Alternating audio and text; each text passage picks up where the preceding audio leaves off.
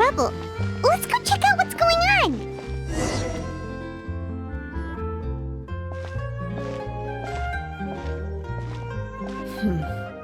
Still no dice? Not at all.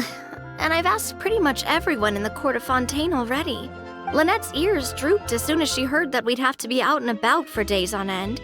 And Fremine, he hid himself under his helmet as soon as he realized there'd be people around that he didn't know. What about Chiori and Charlotte? I feel like both of them would be more than up to it. I've asked them already, but they're both pretty busy right now.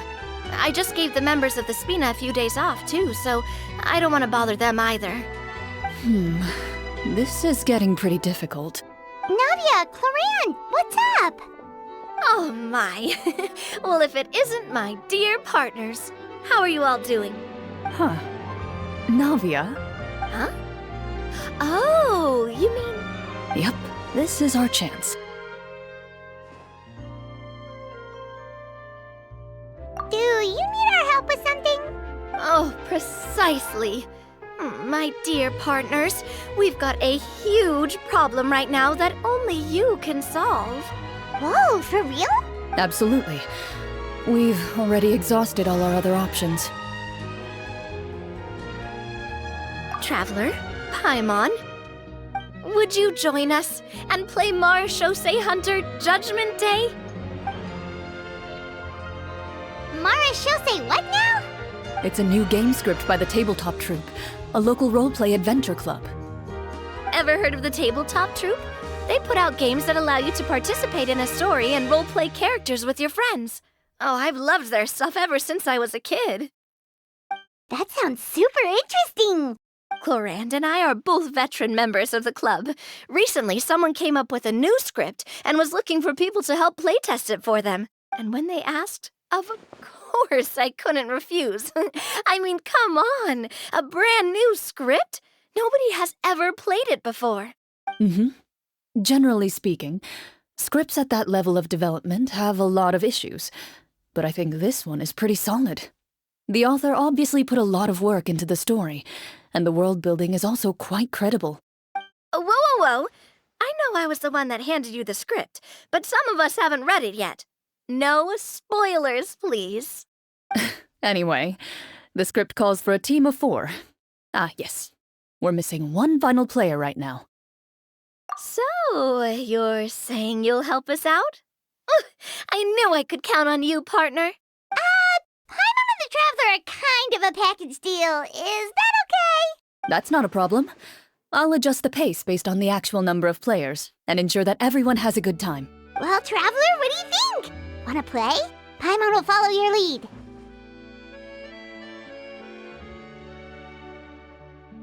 Well, that solves our problem. You have our thanks. Woohoo! I'll go grab the script manager from the club right away. The script manager? Didn't you just say that you gave Clorinde the script? The club introduced a completely new kind of gameplay for this script. In this iteration, the Game Master's version of the script is incomplete.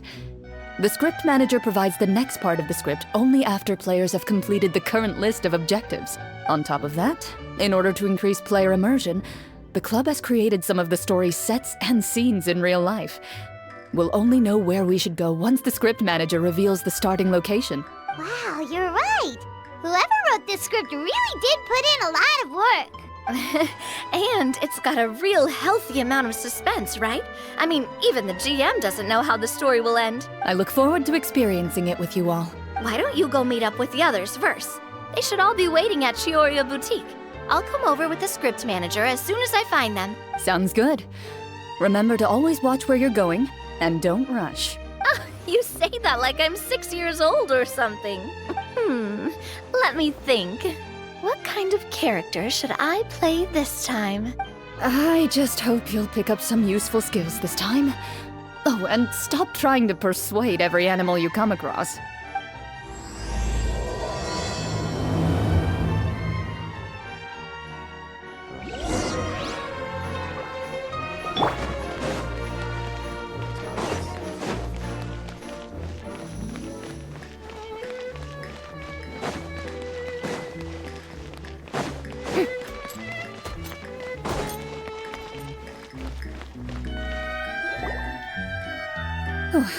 Sorry to keep you waiting. Ah, you're back!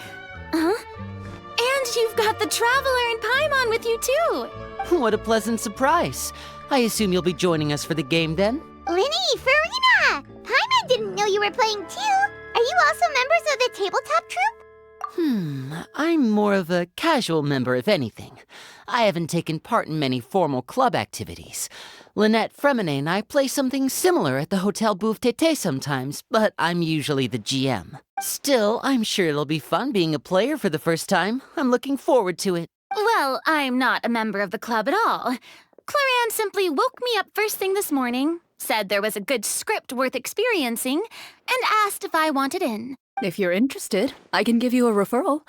That should give you a 40% discount on membership fees. I think I'll wait to see how this experience plays out first, especially when it comes to the quality of the script. If it's sufficiently fun, then I'll join. Do you participate in a lot of tabletop troupe activities, Clorinde? You could say that. She's actually one of the few senior game masters of the troupe. Ah, right. I knew about that even when she was still my subordinate. It's nothing. Really, just a small hobby of mine. Wow. Paimon's so used to seeing you be all upstanding and intimidating as the champion duelist. It's kind of hard to imagine you role-playing with a bunch of friends. Surely you jest. I would never intentionally make things difficult for my players. I maintain a clear boundary between my professional and personal lives. The me you see at court represents the law and order of Fontaine. I put all personal feelings to the side and grant a fair duel to all who seek to defend their honor. But in my personal life, I'm just an ordinary person. Someone who feels anger and sadness, just like everyone else. Well, you say that, but for all the time I've known you, I don't think I've ever seen you cry. I've seen you get angry, sure, but now I'm wondering whether you were actually mad or if it just looked that way from the outside. I was probably in work mode during those times. Is that so? Well, in any case, I just feel like even in your personal life, you don't get emotional very often. So you want to see me cry? That might be a little difficult. A show of anger, though, that might be something I could accomplish. No, that's not what I meant.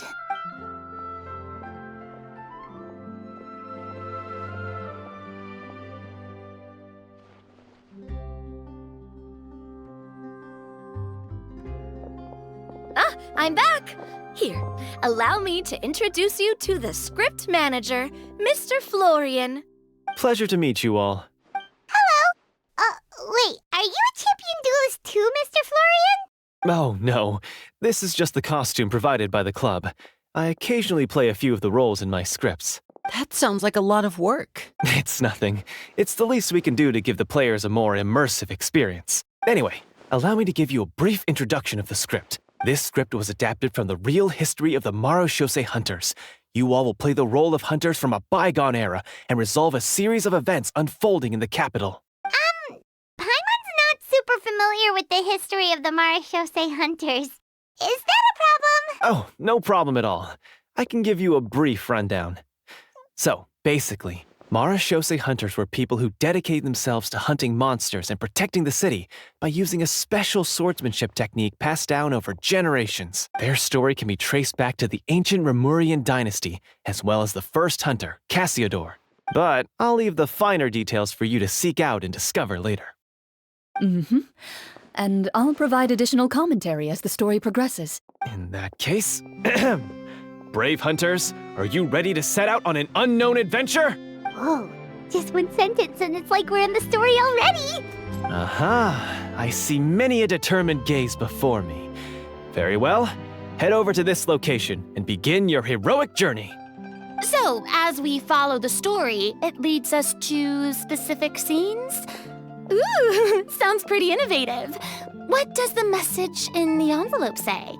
It's the exact location of the scene, as well as the formal permission to use the venue. Seems like they have everything prepared. Please check all your belongings, everyone, and make sure you haven't forgotten anything. Once you're ready, Please follow me to the designated location.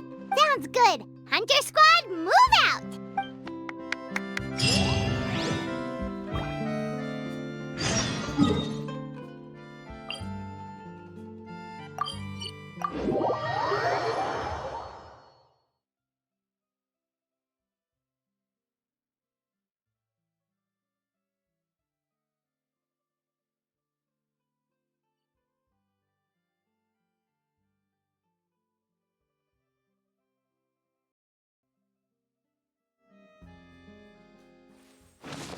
Yep.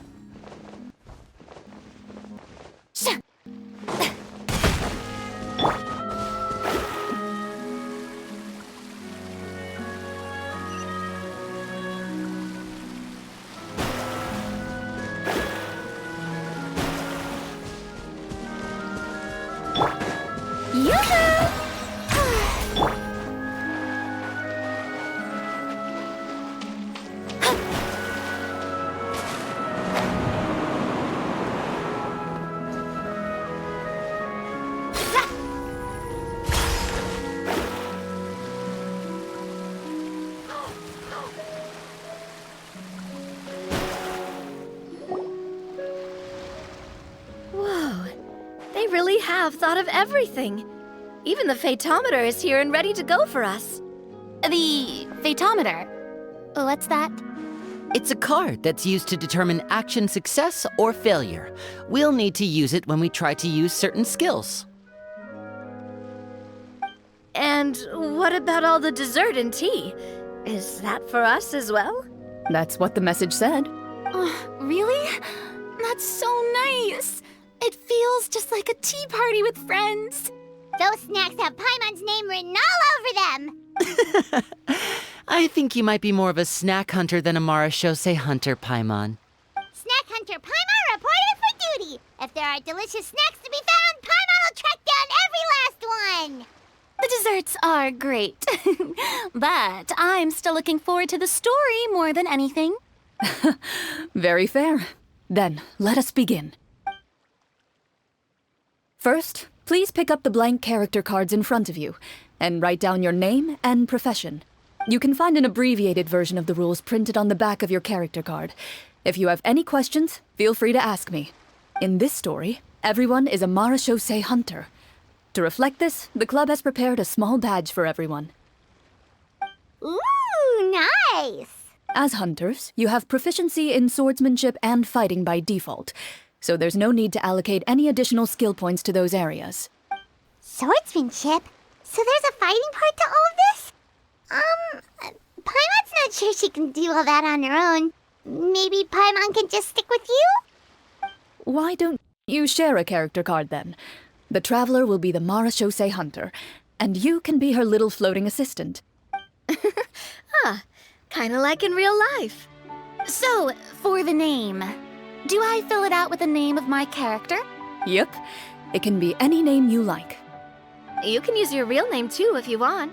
I do that whenever I get too lazy to think of a new name.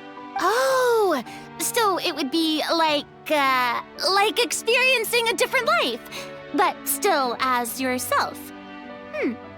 That's not a bad idea. In that case, I think I'll continue to use the name Linny then. Next up is the skill sheet. You have a limited amount of skill points that you can use to learn a number of skills. The more points you invest in a particular skill, the easier it will be to pass associated checks. I'll take persuasion and investigation. Those are must-haves when it comes to missions like these. Oh, those skills sound like they'd be useful for gathering intelligence. Good idea, Navia. Just as expected of a veteran player. So should we also take those skills then? Not necessarily. Since we're working together as a team, we could leave the negotiations to Navia and use our skill points to pick up other useful skills. For example, I think I'll take stealth and sleight of hand. That will give us more options if we run into any situations we can't negotiate our way out of. Oh, interesting. I wasn't thinking about it like that. I suppose it's not so different from an acting troupe. Everyone has their own role to play. Let me see. I'll take arts and performance.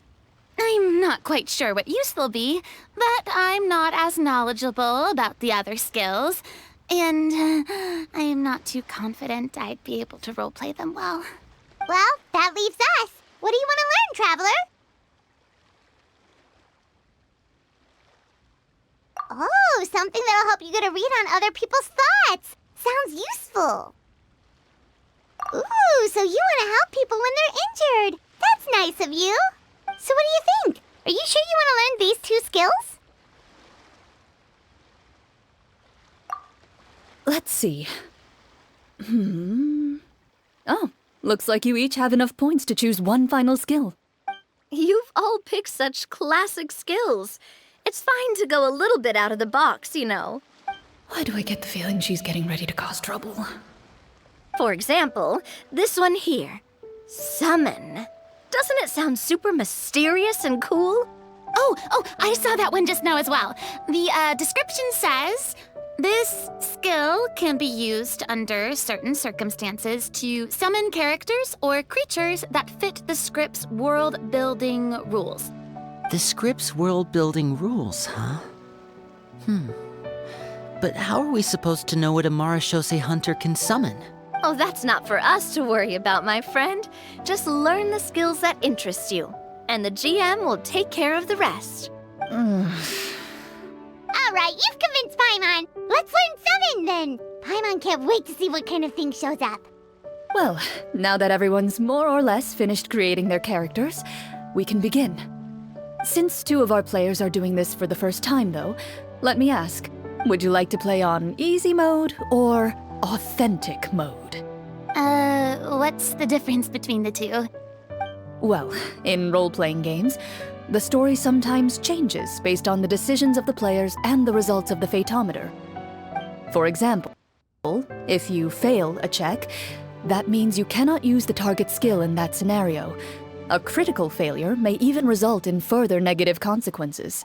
If you choose to play in authentic mode, every time you elect to use a skill, you'll need to use the fatometer to see whether you succeed or fail, and face any consequences that may follow. If you choose easy mode instead, every check will be successful by default, and you won't have to worry about luck playing a factor.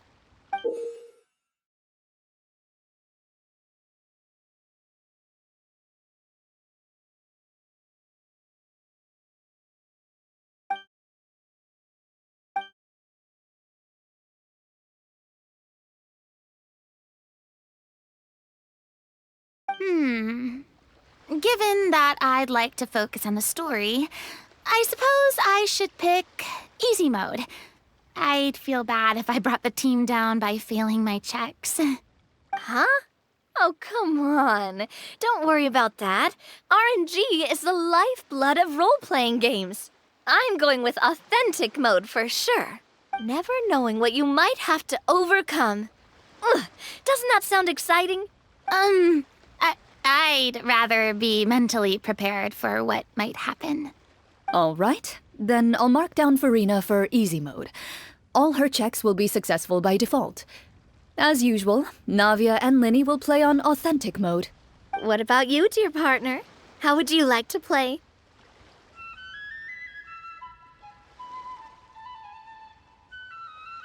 Are you sure?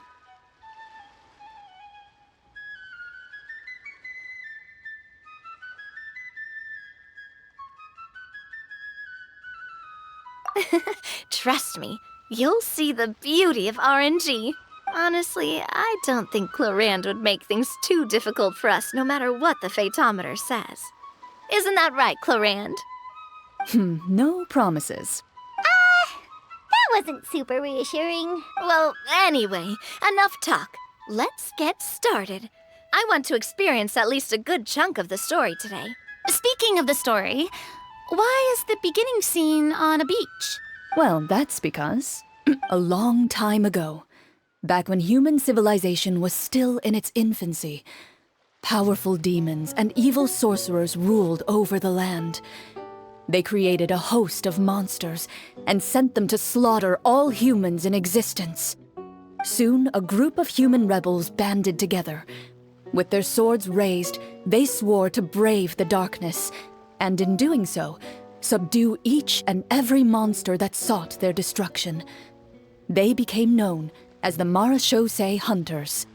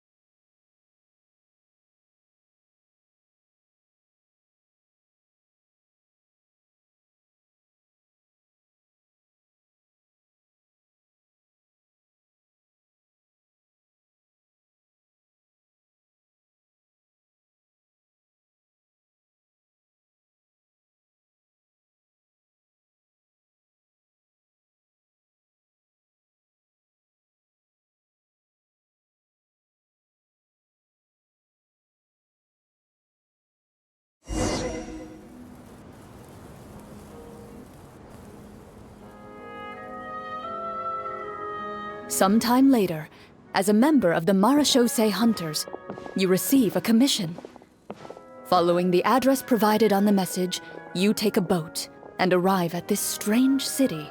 As you inhale, you can taste the slightly salty air of the docks as you begin to survey your surroundings. There aren't many people in the vicinity, but you do take note of a few others who, like you, seem to be sizing up this place. Your eyes meet, and you realize these people are fellow Marechausse Hunters, likely led to this location after receiving the same commission as you. You're all Marechausse Hunters too, right? Allow me to introduce myself. The name's Navia, monster hunter by trade and helpful neighborhood businesswoman on the side. What say you to traveling together? We can help each other out on the road. Okay, count me in. My name is Linny. I've been wandering since I was little and picked up a few less than legal tricks along the way. I was adopted by a Marechausse Hunter and later chose to follow in his footsteps. Is this where you introduce your character to everyone? It sounds like they've done this dozens of times. My name is Farina, and, I grew up in a noble family. I always had a strong interest in performance and the arts. Even though I'm a Marechausse Hunter, what I really want is to be a performing artiste. Hey, that's really cool. You can do it, Farina. That's exactly how it's done. Paimon is Paimon, a good friend and companion to this Marechausse Hunter right here. I've been studying medicine ever since I was a child. I want to do my part to eradicate these monsters and use what I've learned to heal others.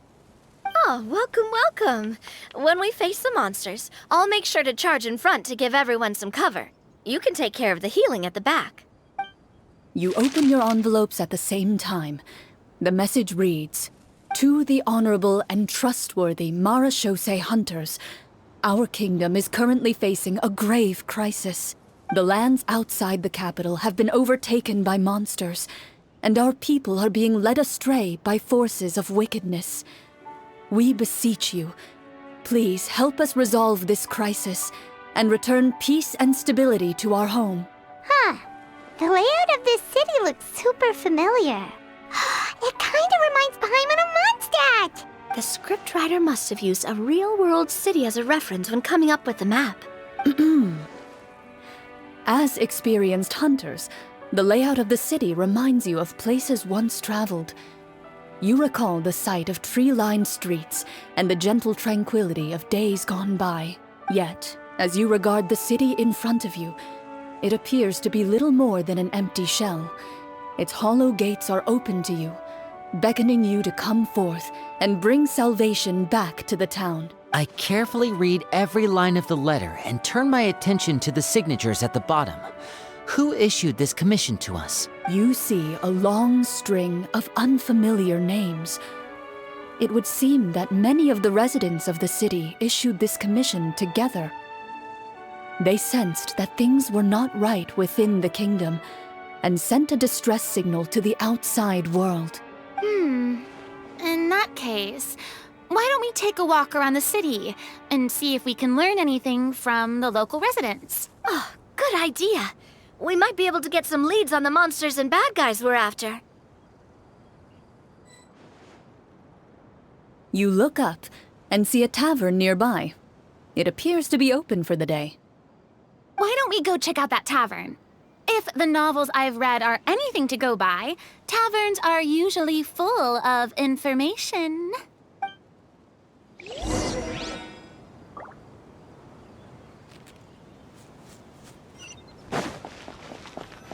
As you approach the tavern, you find a plainly dressed woman standing nearby. She appears to be rather troubled about something.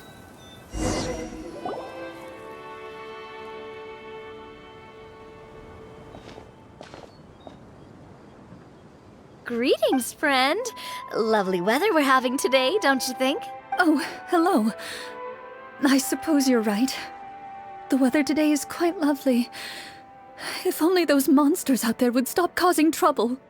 It seems like every character included in the script has a certain amount of useful information to offer. If we keep asking questions, we might be able to get some good leads. Oh, come now, don't be sad. Life is all about optimism. Oh, that reminds me. What did you have for breakfast this morning? Huh? I don't think that's the kind of question we're supposed to ask. Nothing turns a frown upside down like good food. How about some macarons? I could make you some. You didn't even take cooking as one of your skill proficiencies. That's not necessary, miss. Excuse me for saying this, but you don't really look like a chef. Besides, I'm not really a fan of sweets. So you're someone who barely smiles and doesn't like sweets. You're really starting to remind me of this one friend of mine. Hey! Did she just... me? Clorinde must have broke character for a second. This isn't getting us anywhere. Traveler, maybe you can think of something.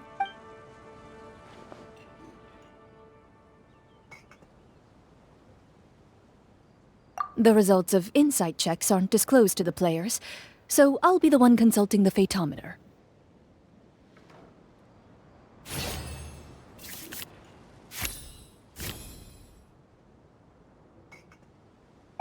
You recall all the lessons you've learned in your time and begin to carefully observe the woman's mannerisms. You notice that when she's quiet, she has an empty look in her eyes, as if her thoughts have drifted to a place far, far away.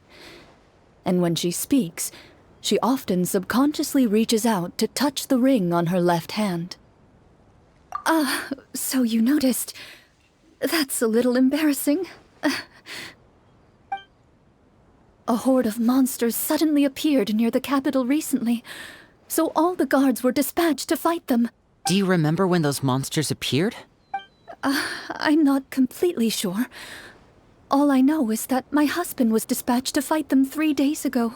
Do you know where he was sent? It all happened so fast. When we said our goodbyes, he couldn't even tell me where they were sending him. You have our thanks, friend. We'll find and defeat those monsters as soon as possible. We sincerely hope your husband will be able to return to your side soon.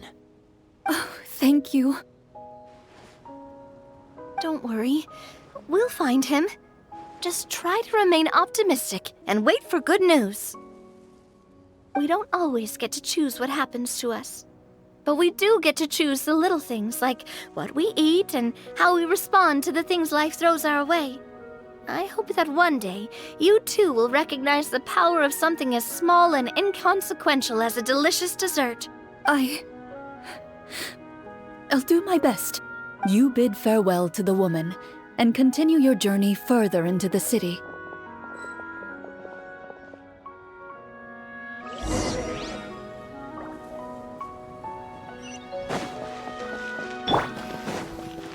As you venture further into the city, the streets appear largely empty. An elderly woman walks past. You see her shake her head as she puts away her wrinkled wallet. A nearby merchant folds his arms and gives you a disdainful look. You get the impression that he's someone who has long gotten used to the sight before him.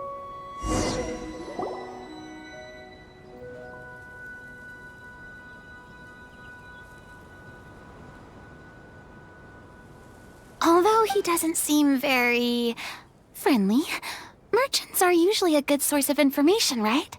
Pardon me, sir. I'd like to ask a question if I may. That depends. How much are you willing to pay? How about this much? What do you take me for? Some lowly beggar? You can't even buy half an onion with that amount. Surely an onion can't be that expensive, right? What do you know? War's nearly upon us. Everything costs several times what it did before. If you're not gonna buy anything, then scram. Whoa, what a nasty guy. Maybe we shouldn't even bother talking to him. But he still might have information we need. Traveler, can you think of something? Okay, while everyone is talking, I secretly use my magic props to summon a bottle of wine without the merchant noticing.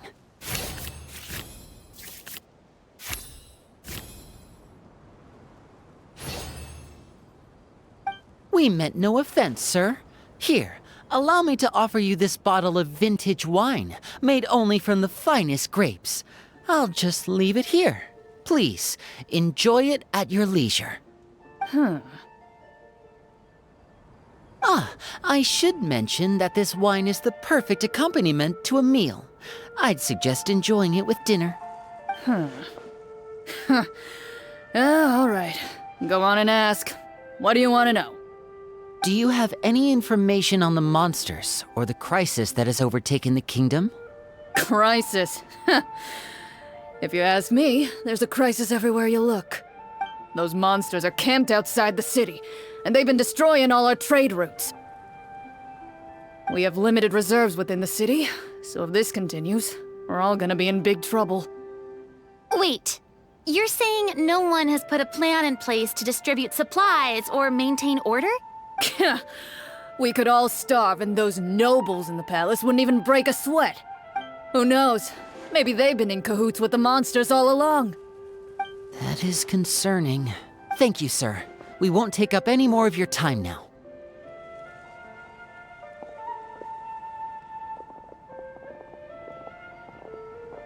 Hey, why did you leave in such a hurry? Well, you see, that bottle of wine was just a cardboard prop. Should we try to go somewhere with more people? Oh, how about the city square? Follow me.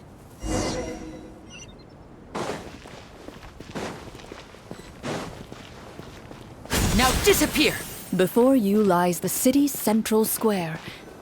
You see a man with a slightly anxious look on his face, pacing back and forth, his head hanging low. He doesn't seem to notice your approach. Still immersed in his own thoughts, he shakes his head and lets out a long sigh. This guy seems promising enough. Maybe I can get some information out of him. Hello, sir. Is there anything I can do to help you? Wait, you're... I'm... Oh, dear goodness! You're a Marechausse Hunter! You recognize us? Ah, are you one of the people who wrote the commission letter? Yes! Oh, I didn't expect you to actually come! Oh, what great news! The city is saved! What happened here? Alas, we once lived comfortable, carefree lives. This city used to be free of monsters. The first Marechausse Hunter, Casiodor, the Golden Hunter, he was the one who drove them back. However, monsters have once again surrounded the city. Perhaps the seal that kept them at bay has lost its power. Or perhaps an evil sorcerer has been meddling in our affairs. All I know for sure is that their return has stripped the city of any chance at peace. Are there not enough soldiers to drive them out? It's not a question of numbers. The guards simply have no idea how to deal with them. Most people my age have never even seen one of the monsters, much less been trained to fight against them. What's worse, many of us don't even know the history of the Marechausse Hunters anymore. When I was a child, though, my grandfather would tell me stories about how the Marechausse Hunters drove back the monsters. So, on the off chance that something might come of it, I decided to reach out to you. To be perfectly honest, I was starting to think all those stories were just tall tales. But now that I've seen you in person, I finally know that it was true! Well, you can rest easy, friend.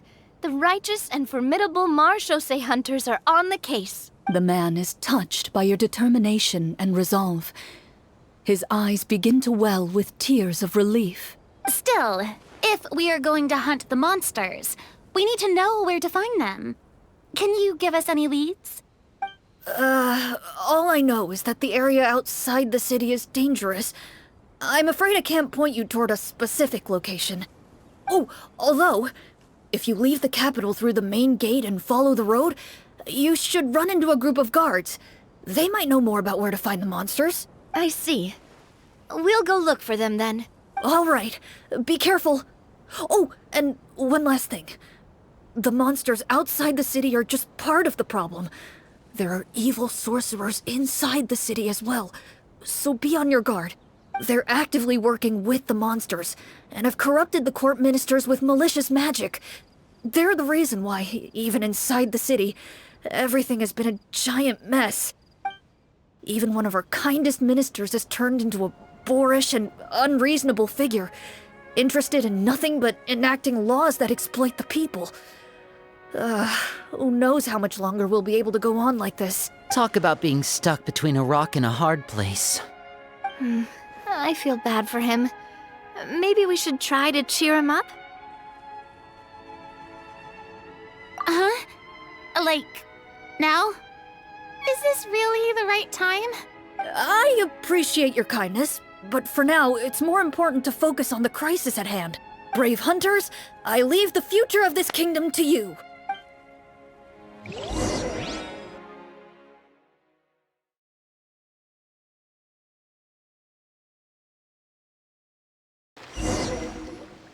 If I understood correctly, there are currently 2 problems in the kingdom that need solving, right? Exactly. We need to defeat the monsters outside the city and take down the evil sorcerer stirring up trouble from within. But which problem should we tackle first? Well, this seems like a good moment for a break. Take some time and discuss what you want to do. Let me know when you've made your decision. I really didn't expect the people in the city to keep us at arm's length like that. I totally thought the hunters would be treated like heroes. Well, Clorinde said the script took cues from the real history of Fontaine, right? Maybe the real-life Marechausse Hunters were also treated like that. I wouldn't say it's a perfect representation of history, but there are definitely some similarities. Would you like to hear more about it? Sure. As long as it doesn't spoil anything in the script. You've brought up bits and pieces of the Hunters' history before, but it was all in passing. Paimon wants to know too! The hunters were super powerful, right? Were they all from a special line of supernatural beings or something? Kind of like the yokai in Inazuma? No. All Marechausse Hunters were ordinary mortal fighters. The only thing that set them apart were the special sword techniques passed down over the centuries. Huh? So you mean anyone could become a Marechausse Hunter? In theory, yes. All you would need to do is survive the rigorous training and master the swordsmanship techniques required to fight the monsters. Still, most people dropped out at the early stages, and others called it quits the minute they saw a monster in person. To become a hunter, you must be strong in both body and mind. What kind of monsters did the hunters fight exactly? Oh, and the evil sorcerer the script mentions. Did they exist in real life too? The land of Fontaine once played host to an ancient dynasty known as Remuria. After that dynasty fell, monsters began to appear, intent on obstructing humans from establishing a new social order. One of the ancient sorcerers of Remuria used his power to assemble a formidable army of golems. He sought to use that force to establish himself as king. Now wait a second. Don't tell me that guy was the inspiration for the evil sorcerer in the script. We still haven't found any in-game information on him yet. So, why don't you talk about someone else for now? Well, I wasn't planning on going into anything you might be able to find out in the game. But if you want me to talk about something else, then... How about Casiodor, the Golden Hunter? Or Egeria, the ex-Hydro Archon? Wait, but those people are all from a super long time ago. Where did you learn all this, Clorinde? From my master. Huh. By master, you mean Miss Petronia? Is someone you know?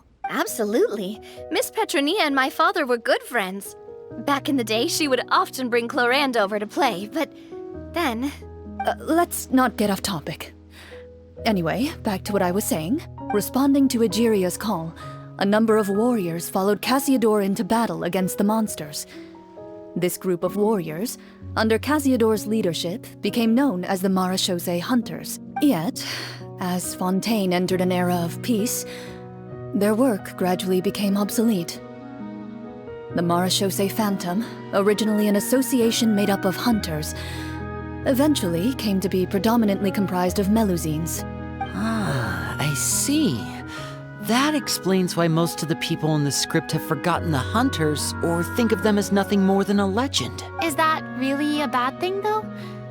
It can get tough always being the one shouldering everyone's expectations.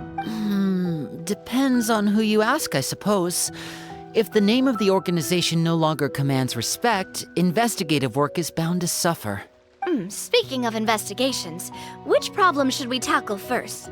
Monsters or evil sorcerer? I vote monsters. That's the main duty of the hunters, right? We can come back to the sorcerer later. Well said, Miss Farina. Plus, if the sorcerers really are the masterminds behind this whole thing, defeating the monsters could give us some clues on their intentions as well. What about you, partner? What do you think? It's decided then. All right. After some discussion, you decide to turn around and head out of the city.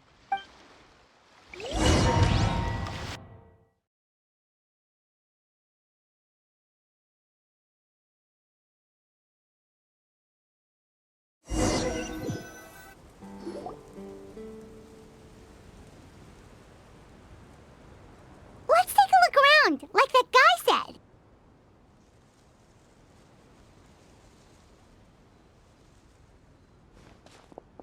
You there! Outsiders, halt! Who's there? An armored man approaches you. He has a tall, muscular build and a determined expression in his eyes.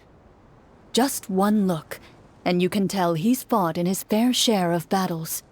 Although he's trying his best to conceal his current state, his uneven gait and the sweat dripping down his forehead make it obvious that he's been wounded and is in serious pain. I'm the captain of the guard. I saw you sneaking around the city earlier, so I'll only ask this once. State your purpose, or it's off to the dungeons for the lot of you.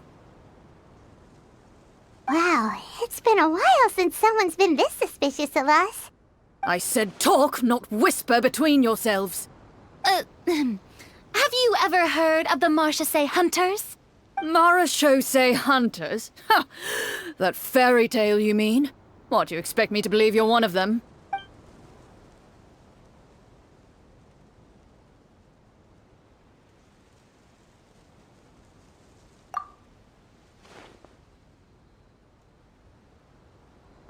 Sir, we were indeed in the city earlier, but our purpose was only to gather information on the monsters. We're here to help the city and all the people within it. Your guards are still fighting the monsters as we speak. They could be seriously wounded and in grave need of support. You need all the help you can get.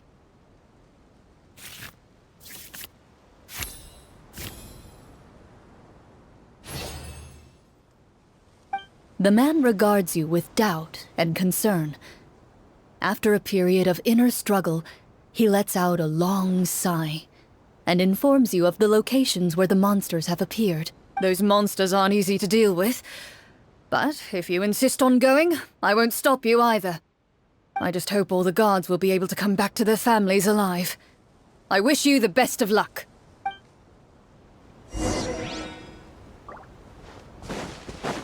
based on what the captain said, the monster should be right up ahead. Let's go. Hopefully we're not too late. As you approach the battlefield, you see numerous people lying by the side of the road. They appear to be dressed like guards. Their faces are filled with desperation and terror. Some are screaming and cursing in vain, as if still trying to banish the monstrosities they saw from their minds.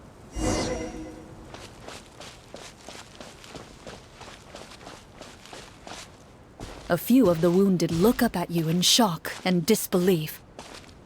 "Quick, leave this place! Turn around and don't look back!" they yell.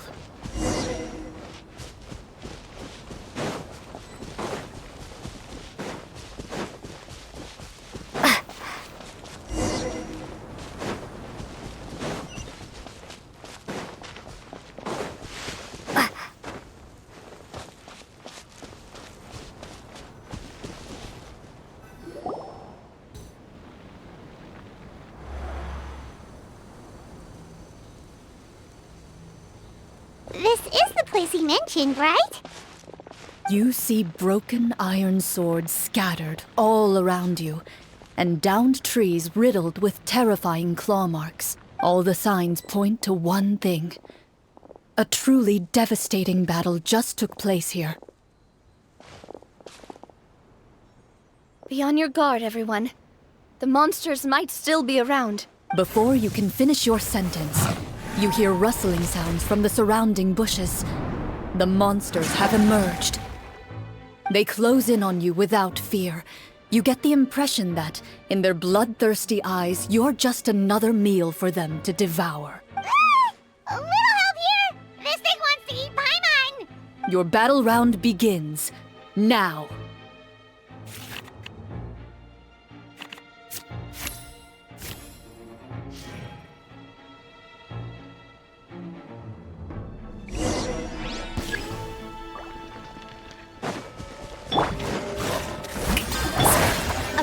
Send up! From this... Step right up!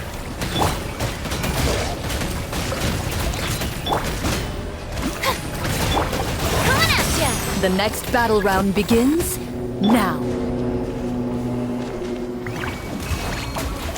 Yoo-hoo! Let the world collide! Hey there! Hey there! Let's get this show on the road!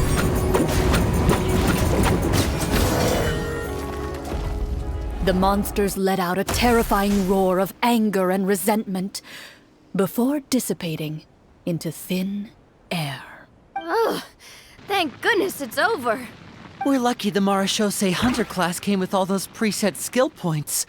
Otherwise, we would have been in some real trouble. I never knew the phytometer even determines the amount of damage you inflict. If you get unlucky, isn't it just game over right then and there? That's part of the fun. The uncertainty of fate is what gives these games their appeal. Just as you begin to celebrate your victory, a suspicious lump on the ground catches your attention. A suspicious lump?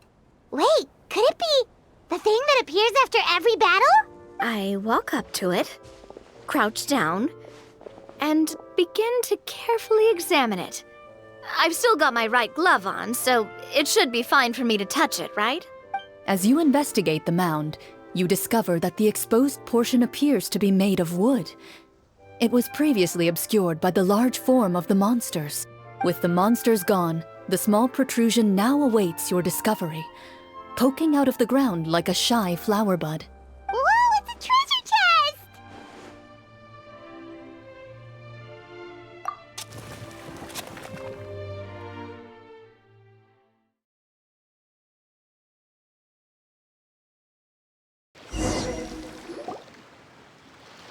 With everyone's help, you successfully excavate the wooden chest from the ground. Even without opening it, you can tell from the mora and jewels scattered around the chest that it must contain quite the fortune. Makes sense. We worked hard for this. Let's open it and we can share what's inside. I can understand your excitement, Paimon, but think about it. doesn't it seem like there are people out there who need this treasure more than us? Yeah. Think about all the people suffering in the capital.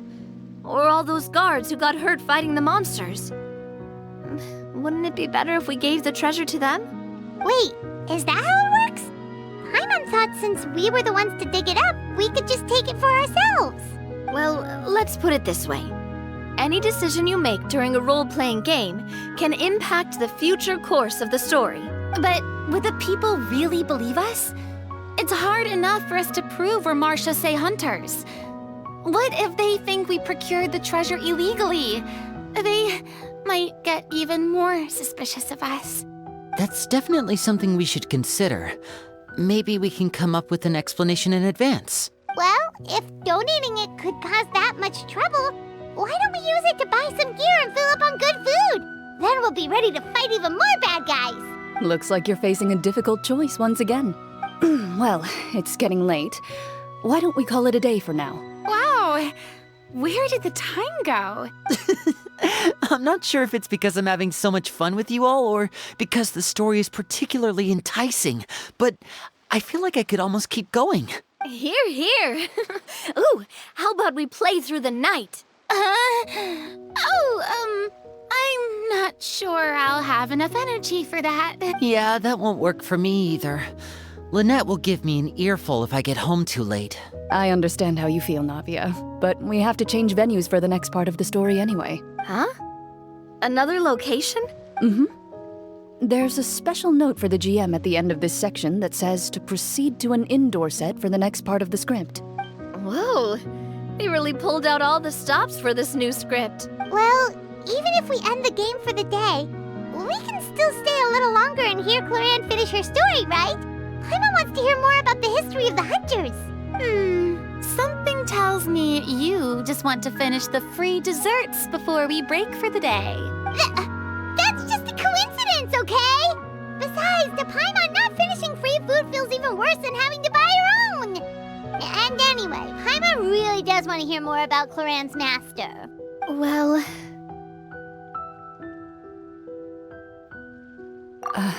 It's nothing. I appreciate the concern, but it's all in the past. It won't do any harm to share these things now.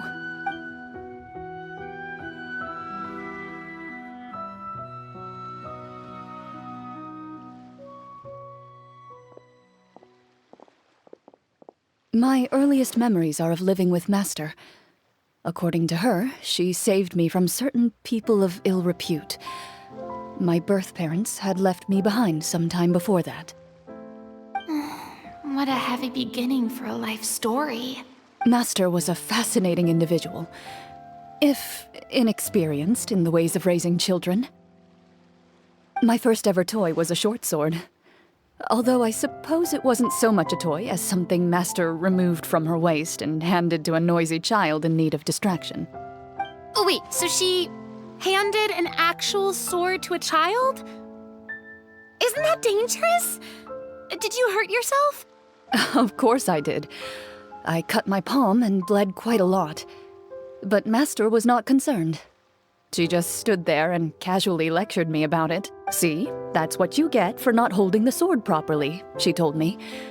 She then crouched down next to me and said, "Give me your hand. I'll teach you to bandage this wound. After that, it's time to learn how to truly hold a blade."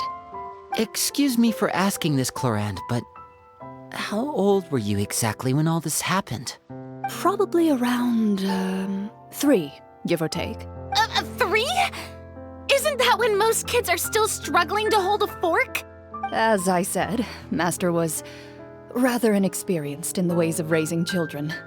She believed trial and error was the best way to teach a child what they're capable of. I'm not so sure this is a question of experience. I didn't see anything wrong with her ways at the time. And anyway, children don't get to choose how they're raised. Oh, she did bring me back a pet from Liyue once.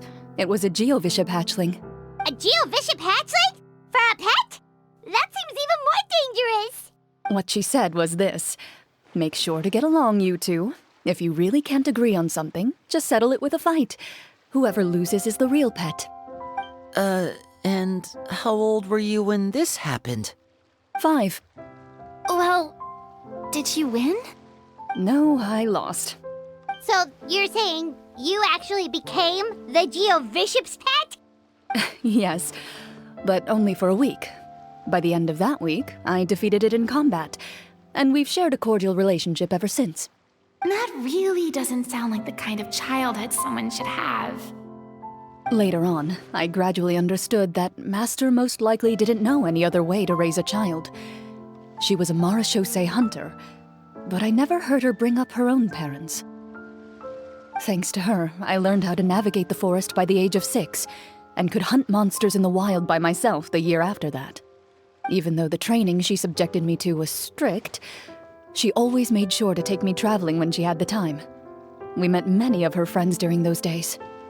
That was also how I met Mr. Callis and his family.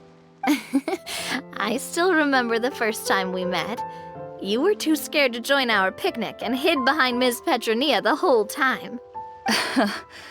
I still hadn't really met many children my age at that time, so I didn't know how to interact with others. After that, though, you started coming over a lot. You loved challenging people to shooting competitions, remember? I don't think many members of the Spina ever beat you in one of those. I had a lot of fun during those days. I enjoyed them too. Oh, do you remember that one time we went exploring around the Spina together? We overheard Papa call your master Fontaine's Protector of Justice. We tried to pretend like we never heard anything, but you nearly let it slip that one time. Protector of Justice? Oh, wait, you mean that vigilante hero from 20 years ago? The one who is always active at night? Yep, that would be her. She often would put on a black cloak and go out at night. I never knew where she went or what she was doing. Until, like Navia said, we overheard the truth from Mr. Callis that night. 20 years ago, huh? I still remember the guards leaving all kinds of witness reports about her on Nervalette's desk. My apologies. Oh, there's no need to apologize. You had nothing to do with it. And anyway, everything she did was for a good cause. Although, calling herself the Protector of Order was a bit much. Especially when she deliberately operated outside the law. Huh? When did the Protector of Justice become the Protector of Order? Oh, she had a bunch of code names. I heard she would just come up with a name on the spot whenever she was asked. Later on, she probably got sick of answering those questions and decided to stick to just 2. The Protector of Justice and the Protector of Order. That sounds like her, all right. I bet she forgot which of the 2 she'd use by the time she got back each night. Well, she certainly sounds like a fascinating individual. With her strong sense of justice, it's no surprise her student followed in her footsteps. It's true. I always wanted to become like her. Someone powerful, independent, and with a strong sense of conviction. But... She suddenly disappeared the night I turned 10 years old. Disappeared? What happened? I have no idea. She didn't even leave a note. I was never able to find out where she went. That night, I was celebrating my birthday at Navia's house, but Master never came to pick me up. When I returned home on my own, it was to an empty house. When she still didn't appear after a few days, I went to Mr. Callis's house to ask about her whereabouts, but he only shook his head. Papa probably didn't know either. I know he sent a few people to investigate the matter in secret, but they never found any credible leads. Don't worry, I understand. To be perfectly honest, given Master's personality and way of doing things, it all made a lot of sense. If I had to guess, I'd say she probably used it as an opportunity to force me to become independent. Just like how, when a litter of kittens reaches a certain age, the mother willingly leaves them behind. Were you upset, Clorinde? I was at first, but not anymore. I don't believe Master would suddenly disappear for no reason. There must have been something she just had to do. Well, Despite everything, you still managed to follow in her footsteps and become the greatest champion duelist in all of Fontaine. You're practically a living symbol of law and justice. I suspect my position would be far too by the books for her. Master always did whatever she pleased. But you're right. I suppose I do take after her in some ways. Who knew Clorinde had such an interesting past? I never had the chance to ask her about it before. And I wonder if Clorinde's master were the champion duelist back then, would that duel against Mr. Callus have gone differently? Oh no. Judging by the atmosphere, Clorinde and Navia are probably thinking something similar. The mood just got super awkward all of a sudden. Well, anyway. Would you look at the time? It's getting dark, so we should probably call it a day for real this time. If we keep talking like this, we really will be here all night. I had a great time today, Miss Clorinde. Thank you for being our GM. Anytime. The script was good, but I've got to say, your childhood stories were even better. Hey, you should tell us more about that fight against the Geo-Bishop sometime. Maybe your master was onto something. You could be right. What does she mean, onto something? I certainly don't know any 5-year-olds who want to fight a bishop in their spare time. Guess I'll head back as well. I need to save my energy if I want to continue enjoying the story tomorrow. You're that excited to hear about my fight with the bishop? I was talking about the script.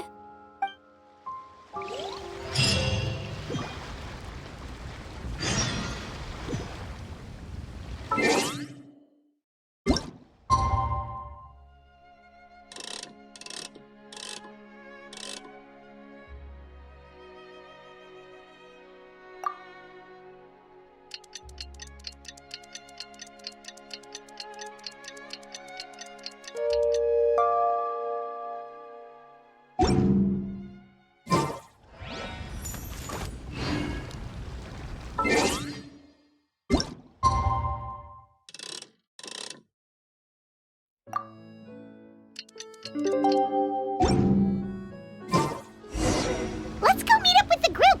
Paimon's really looking forward to today's story.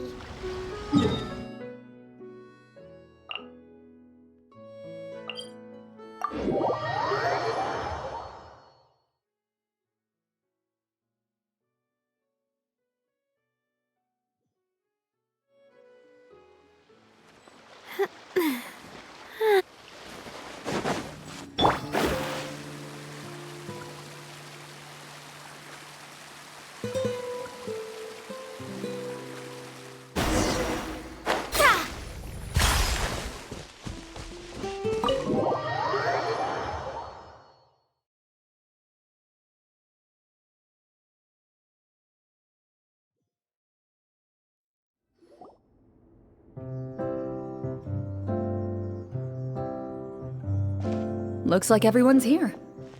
Now, before we begin, why don't we finish where we left off yesterday? There was an important decision to be made, yes? I'll pour everyone a cup of tea. Is that really the most important part, though, Clorinde? Paimon's more concerned about our current surroundings. Heavy walls, cold railings, dim lights. This is obviously supposed to be a prison. I admire the work put into the set. Still, it's obvious the scriptwriter has never paid a visit to the fortress of Marechaussee. So this set is going to be a part of the script?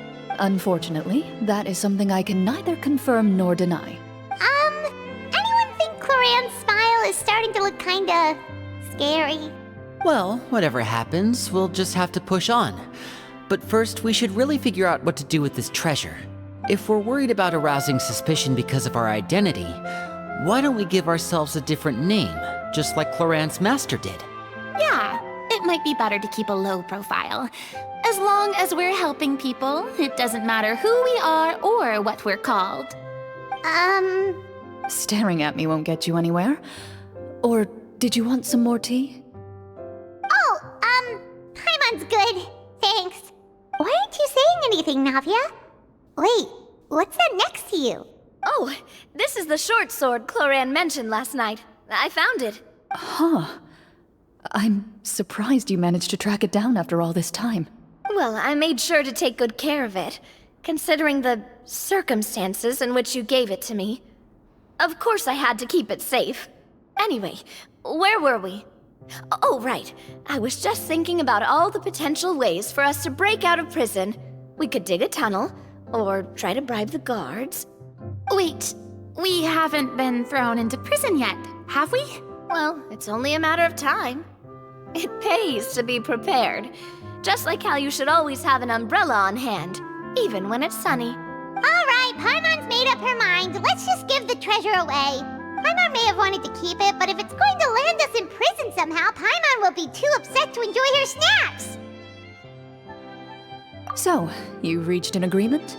All right then, we can continue with the story. Oh, and we'll collect all the scattered pieces of treasure on the ground as well. All right. You collect the treasure and make your way back to the capital with your bag of loot in hand.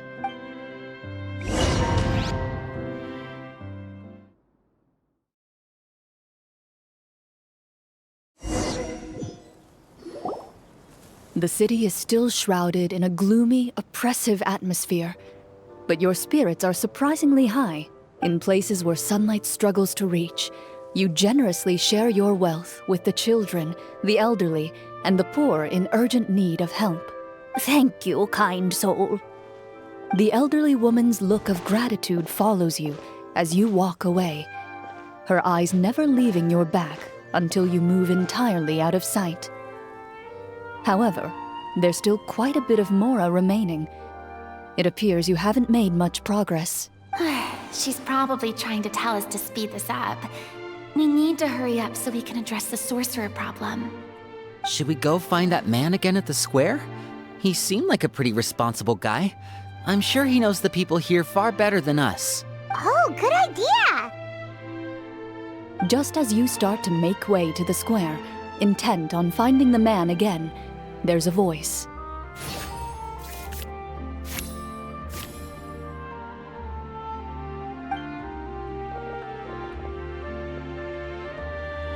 Please wait, distinguished guests. Several strange guards suddenly call out to you. They run forward to meet you and proceed to politely pay their respects. Greetings, gentlemen. Are we being invited for afternoon tea? Surely you jest, my lady. That would not be our place. It is His Excellency the King who requests to meet with you. Please come with us.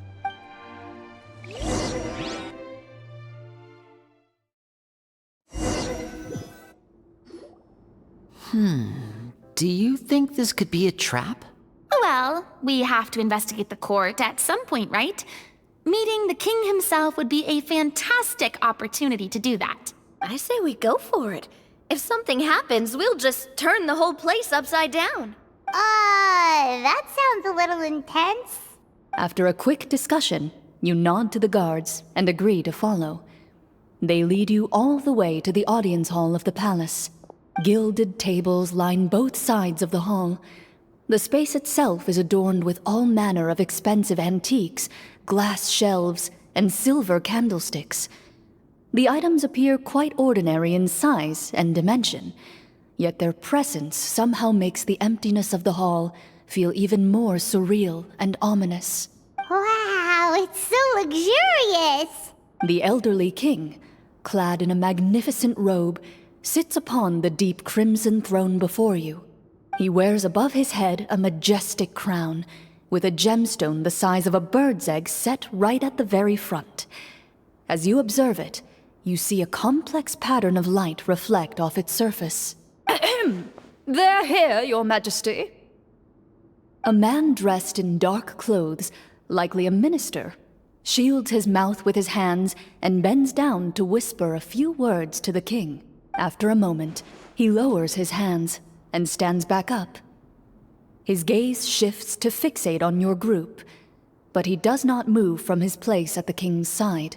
The king does not appear entirely aware of his surroundings.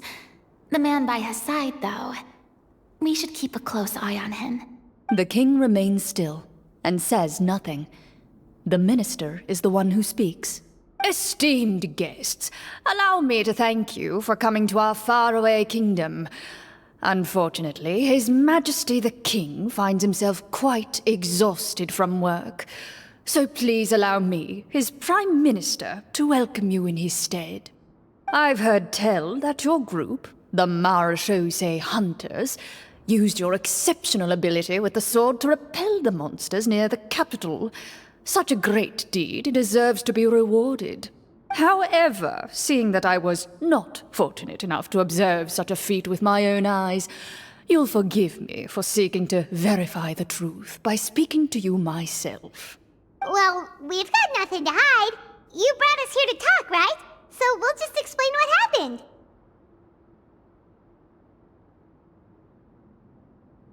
The golem's blades were so powerful, they could cut down trees in a single swipe. It took a lot of effort to defeat them, even for trained swordsmen like us. Well, that was enough details, right? Believe us now? Your account does indeed match those of the survivors.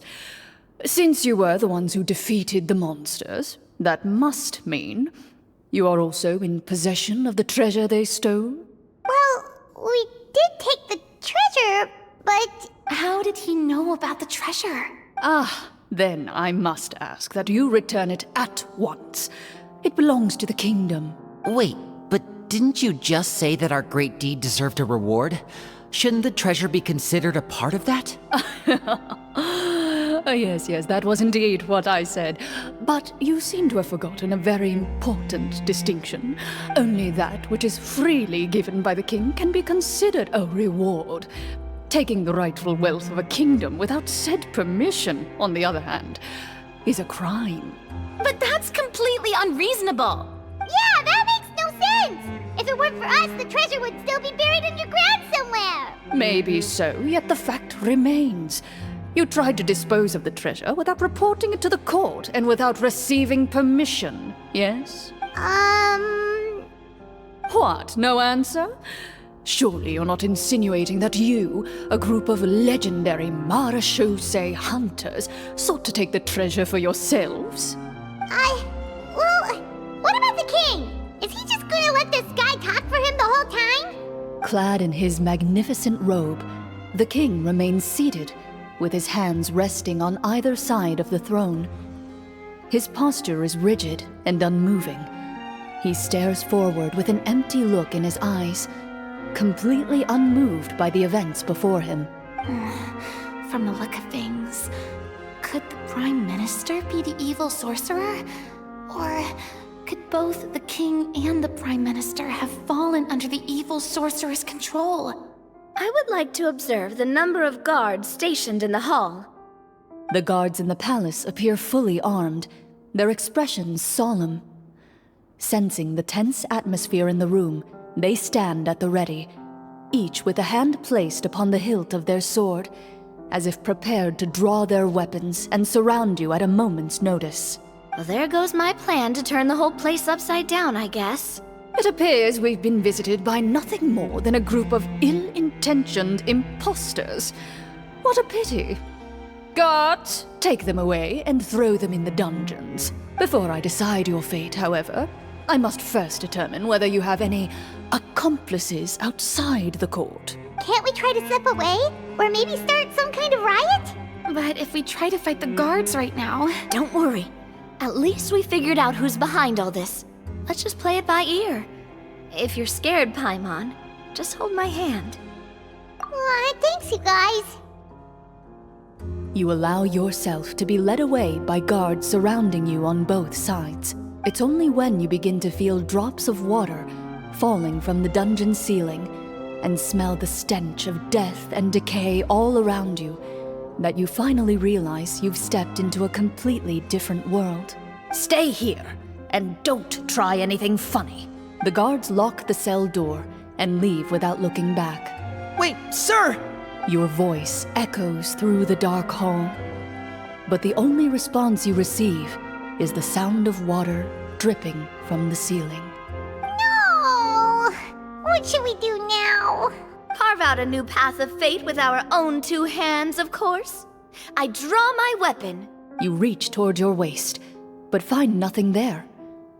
You now recall that your weapons were confiscated before the guards locked you in the cell. The bag of treasure along with them. What about that knife I hid in my boot? When did you hide it in there? When I was thinking about digging a tunnel. Rejected. You failed to inform the GM of this course of action. Moreover, the guards would have conducted a thorough search before throwing you in prison. And the keys to the cell aren't anywhere to be seen? Correct. You don't even feel a lock hole on the cell door. Oh, well, there goes all our plans. Indeed. Huh? Why are you the one saying indeed? Because that statement holds true for me as well. This is where the script ends. What? But that's a terrible ending! Generally speaking, this should be the point where the scriptwriter gives the players some kind of hint, or gives the GM some kind of code for how to move forward. I mean, maybe they just really wanted us to be immersed in the feeling of being in prison? Like, they'll only show us the way out once we've grown truly and utterly desperate? That is a possibility. If only there were desserts and tea in real prison. Oh, wait, guess that's kind of how the Fortress of Maripede works if you're lucky. Oh, before I forget, Navia, the short sword you had with you earlier, I took a closer look, and the craftsmanship doesn't appear to resemble anything from this era. If I remember correctly, that style was last in vogue several hundred years ago. Wait, Clorinde said that sword used to belong to her master, right? Does that mean her master has been alive that long? I doubt it. The way she went about things often made her seem childish more than anything. I'd say the sword was most likely an heirloom passed down over time. Hang on. A precious heirloom passed down to you by your master. And you gave it to me just like that? You weren't worried I might lose it? Master left many things to me when she disappeared. There was the sword, an old key, and a good amount of junk she probably just didn't want to take with her. I gave you the sword back then, because I didn't want our friendship to end. Wait, when did this happen exactly? After the duel. Between Mr. Callis and myself. Before that, Clorinde would have meals with us and even stay over at the Spina some days. She was on great terms with Papa as well. After the duel, though, there was a period of time where we simply didn't know how to face each other. She entrusted this sword to me, and never came back. We were both sad, and conflicted, and totally overthinking everything as a result. Whenever I looked at this sword, I couldn't help but wonder. If Miss Petronia had never introduced us to each other at that picnic, maybe part of the sadness I was feeling could have been avoided. Back then, it felt like I hadn't just lost a father, but a close friend as well. No one can change the past. The most important thing is that you two found your way back to each other and can enjoy things like this together. Yep, you're right. I'm sorry, you two. I didn't mean to bring up any sad memories. Think nothing of it. No one here is at fault.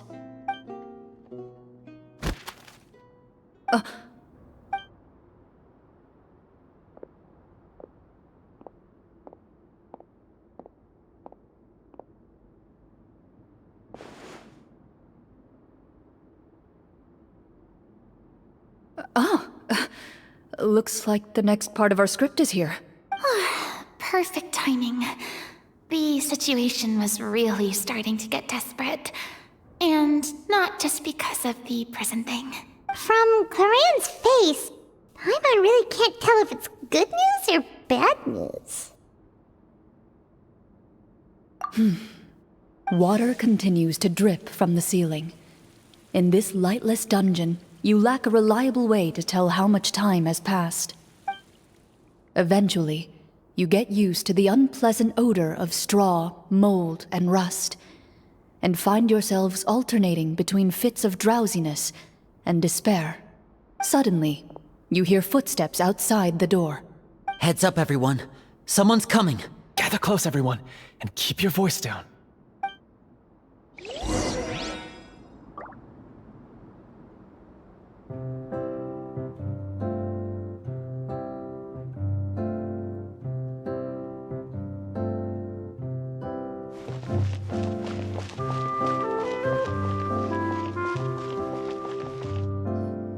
Who are you? I work as a guard in these dungeons, but my true identity is the same as your own. I'm also a Marechausse Hunter. Huh? Shh! I've already sent away the other guards, but if we make too much noise... I understand, but how can we be sure we can trust you? The king has issued a formal decree. In light of the irrefutable proof of your crime, you're to be executed before tomorrow's sunrise. If you want to escape, it has to be now. Executed? We barely did anything! Monsters appearing at the same location as the treasure. Could this entire thing have been a trap? There will be time for speculation once we're out of here. As for my identity, I have no way to prove that to you just yet. Infiltrating the capital was difficult, and finding a chance to speak with you has taken a lot out of me. I could go on, but I think we can all agree that now is not the time for details. Have you seen our weapons anywhere, sir? Don't worry, I brought them with me. They're just behind the door. Still, these weapons alone won't be enough to defeat the true enemy behind the scenes. His faction is too powerful. The guards are all under his control, and he's even stationed a number of golems in various rooms throughout the palace. To defeat him, you must find a secret vault.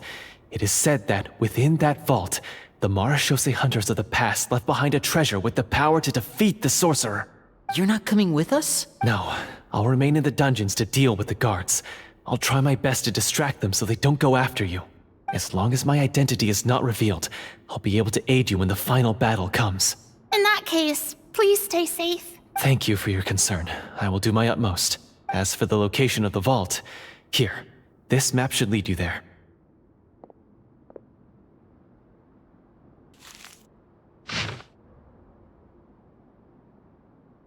Got it. All right, once I open the door, remember to stick close and refrain from making any noise. I'll lead you out of here as quickly as possible. You now have the chance to restore the honor and legacy of the Marechausse Hunters. So please, get out there and reclaim what's ours. And be sure to exercise caution. With the help of the guard, you successfully escape the dungeons. Your sense of despair and anxiety both seem to fade as you continue your quest.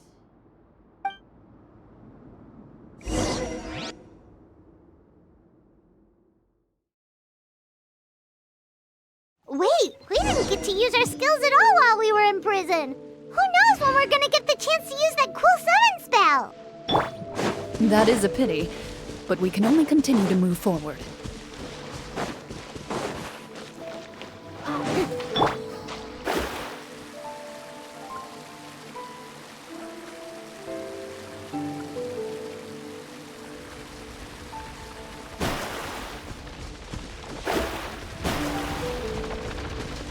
Shadows of fate!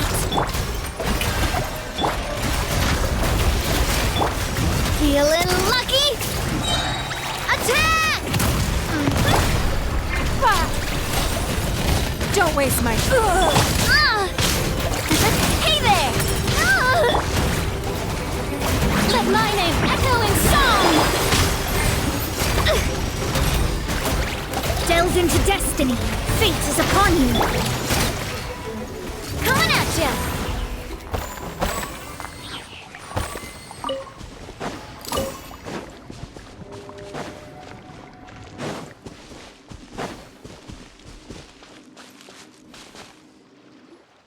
This should be the place marked on the map. This bit of rock certainly looks suspicious. Well, I'd say an investigation's in order then. Plus, if all else fails, we can just blow it up. Wow, you really meant that! Before you lies a serene stretch of open water, its surface shimmering a brilliant shade of sapphire blue. Well, guess this means it's time for a swim!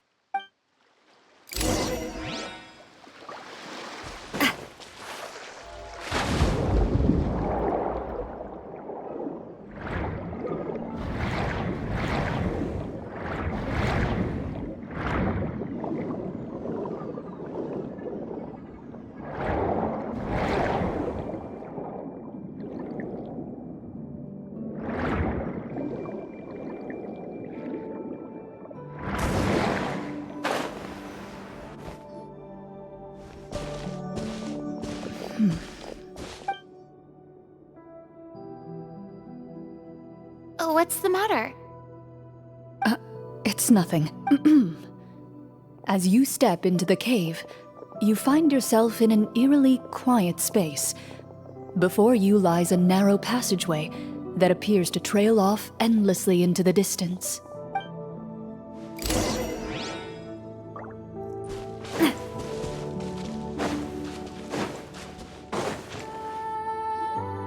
Wow, this must be where the treasure is hidden. But this door is blocking our way in. It almost looks like it's been here for quite some time. I've got to hand it to the tabletop troupe. They really went all out with the props. What have we got down here? A kind of mechanism connected to the door? It looks like we might have to arrange it into a certain pattern. A pattern on a stone door. That's something Master mentioned before. Is something wrong, Clorinde? After a long, difficult journey, you finally arrive at the location indicated by your map. It appears to be an ancient site of some sort, where treasure likely awaits. Your surroundings are exceedingly quiet and serene, as if the secret that slumbers here has never once been disturbed. If you listen closely, you can almost convince yourself you can hear the sound of its calm, gentle breathing. That description makes Paimon feel kinda bad for disturbing this place. We're doing this for the sake of the people, to free them from the evil sorcerer. I say it's time for this treasure to once again see the light of day. Linny's right. We need to keep going. The future of the kingdom depends on it. The next part of the story requires us to solve the puzzle, right? Let's start exploring the area. Yes, that should be fine. Something feels off about all this. Guess I'll just have to improvise.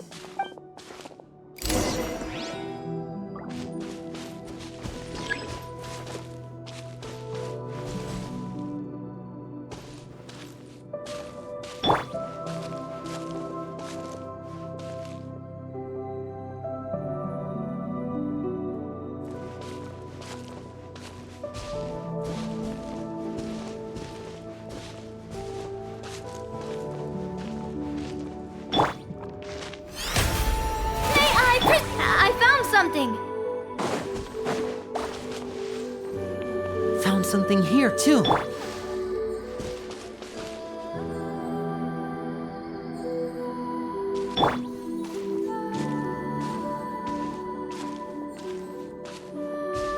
Same here.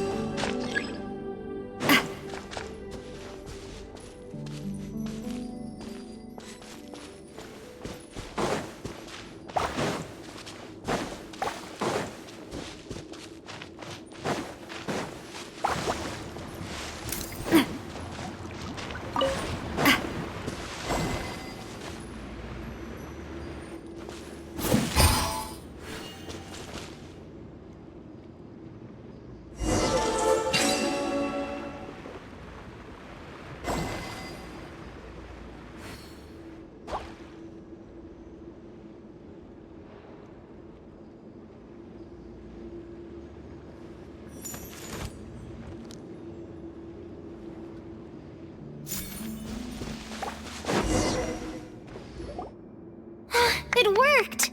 Something just appeared. Some kind of new mechanism, maybe? By solving the puzzles, you prove yourselves worthy of inheriting the secrets of the past. At the end of each puzzle, you're rewarded with With? a key. Oh, it must be the key to the big door. This is one of the Marechausse Hunter keys that are passed down from generation to generation. It is said that 4 keys in total are required to form the final, complete key. And it seems like we just collected 3 of them. That must mean... Huh? What's wrong? You hear a few strange noises. Suddenly, all the torches in the ruin go out at once. Huh? What's going on? Did we fall into another trap? For the sake of immersion, please close your eyes, everyone. Without the torches, the space is now completely dark, and you cannot see anything.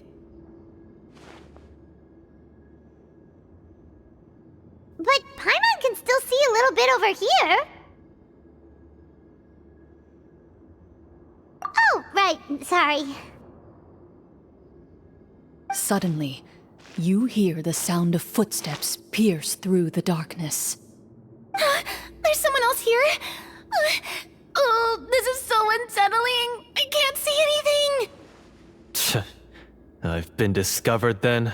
Wait, that voice, it's... You recognize the voice as belonging to the guard who led you to this place.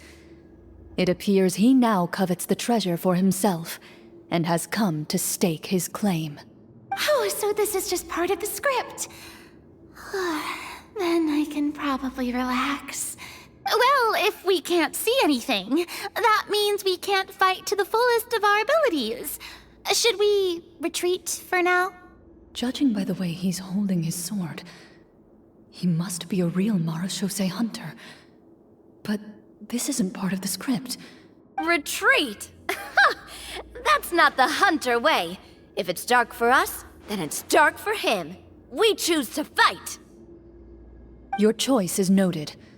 Please keep your eyes closed until I tell you the torches have been relit. This battle will be in the dark. You got it! Well then, let us begin.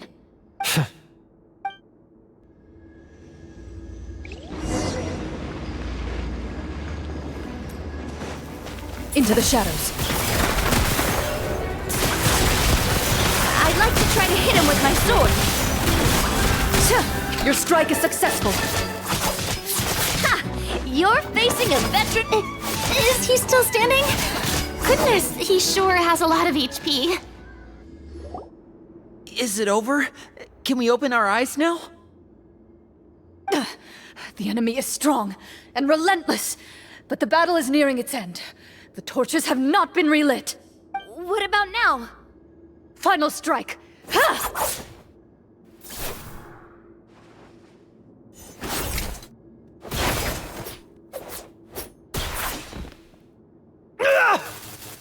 Oh, well, did we get him? Clorinde? Warm fire flickers across the walls once more. Your vision is now clear. In an impressive display of courage, the four of you successfully defeat the uninvited guest. That look in his eyes. It's like he became an entirely different person as soon as I defeated him. Huh? Mr. Florian? Oh, wait. We're supposed to be role-playing. I should stay in character. Speak your name, guard. Why did you lead us here just to betray us? Is this treasure really more important to you than bringing peace to the kingdom? What kingdom? What peace? Those were nothing but lies! I, Florian, am a true Marechausse Hunter, descended from hunters of ages past. So he's also using his real name. Or, wait, was that the name of his character from the very beginning? Then I'm even more confused.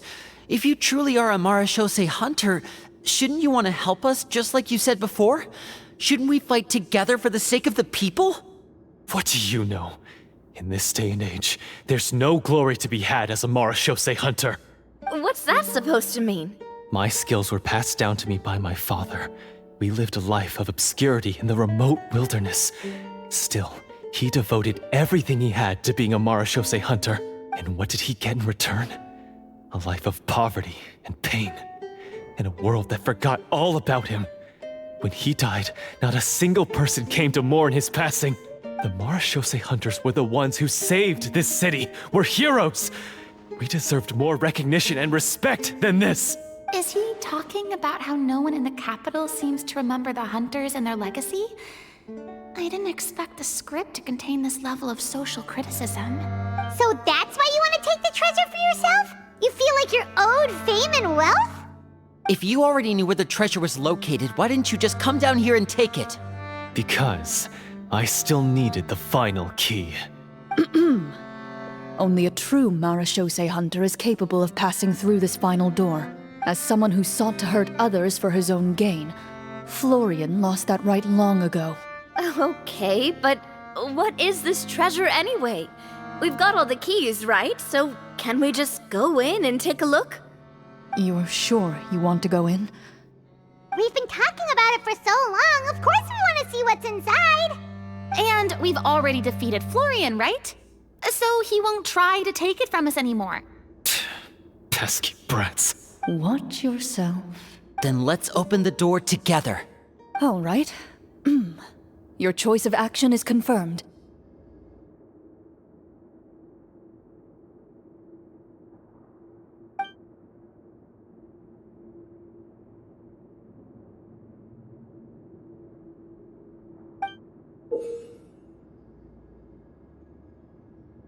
Before you, the door to the treasure, sealed and undisturbed for more than 100 years, finally swings open. You hear the shrill wail of the door hinge as it rotates for the first time after years of disuse, almost like a sleeping giant letting out an extended yawn. You get the impression that the secrets buried behind this door might be just as heavy as the sound you just heard. It's open! Come on, let's go in! Paimon wants to see what's inside! Ooh, me too! Ugh, uncovering hidden treasure is the most exciting part of adventuring.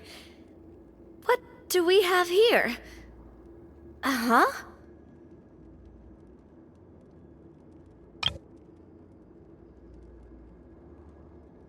A stone tablet?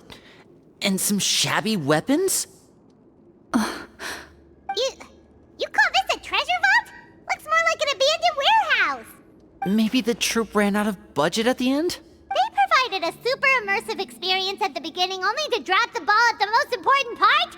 They could have at least filled this place with cardboard mora or something! Wait, I get it now. Paimon, this is the real Marechausse Hunter treasure. Huh? This is it? The Marechausse Hunter treasure is just a stone slab and some broken swords? I can't believe it. I refuse to believe it! Whoa, are you okay? The Marechausse Hunter before you appears to suffer a serious mental breakdown. He needs to leave the room for a moment to collect himself. One of you seems to understand the significance of the treasure already. If the rest of you wish to follow suit, you may remain here in the meantime and explore your surroundings.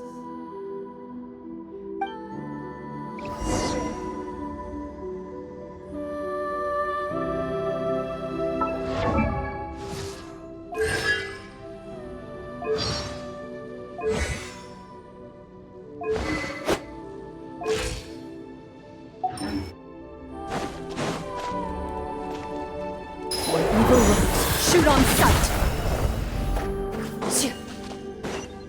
Loaded!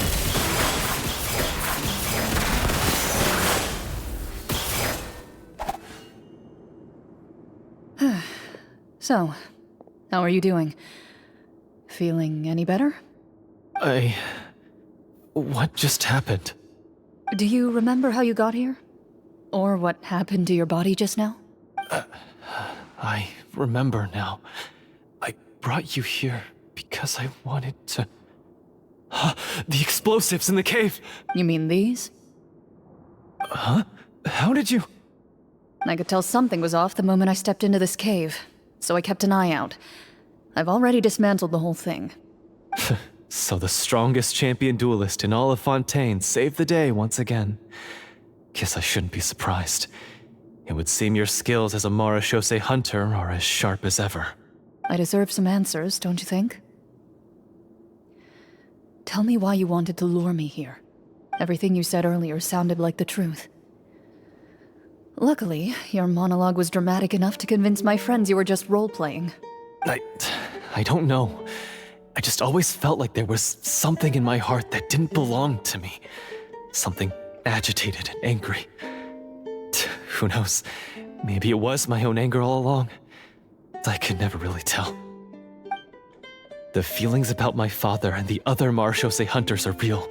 It just wasn't fair. I was angry, bitter that no one remembered them or praised their accomplishments. I don't know when it started, but at some point, my anger came to completely consume me. At that point, I remembered the legend my father used to tell me. The one about the treasure. But if the treasure was all you cared about, why plant all those explosives? Wouldn't they just destroy the treasure and bury you along with it? I can't remember. My head is a mess. It felt like there was this voice telling me to eliminate the hunters, but now it's gone. From your description, I suspect you were dealing with a devorator. Devorator?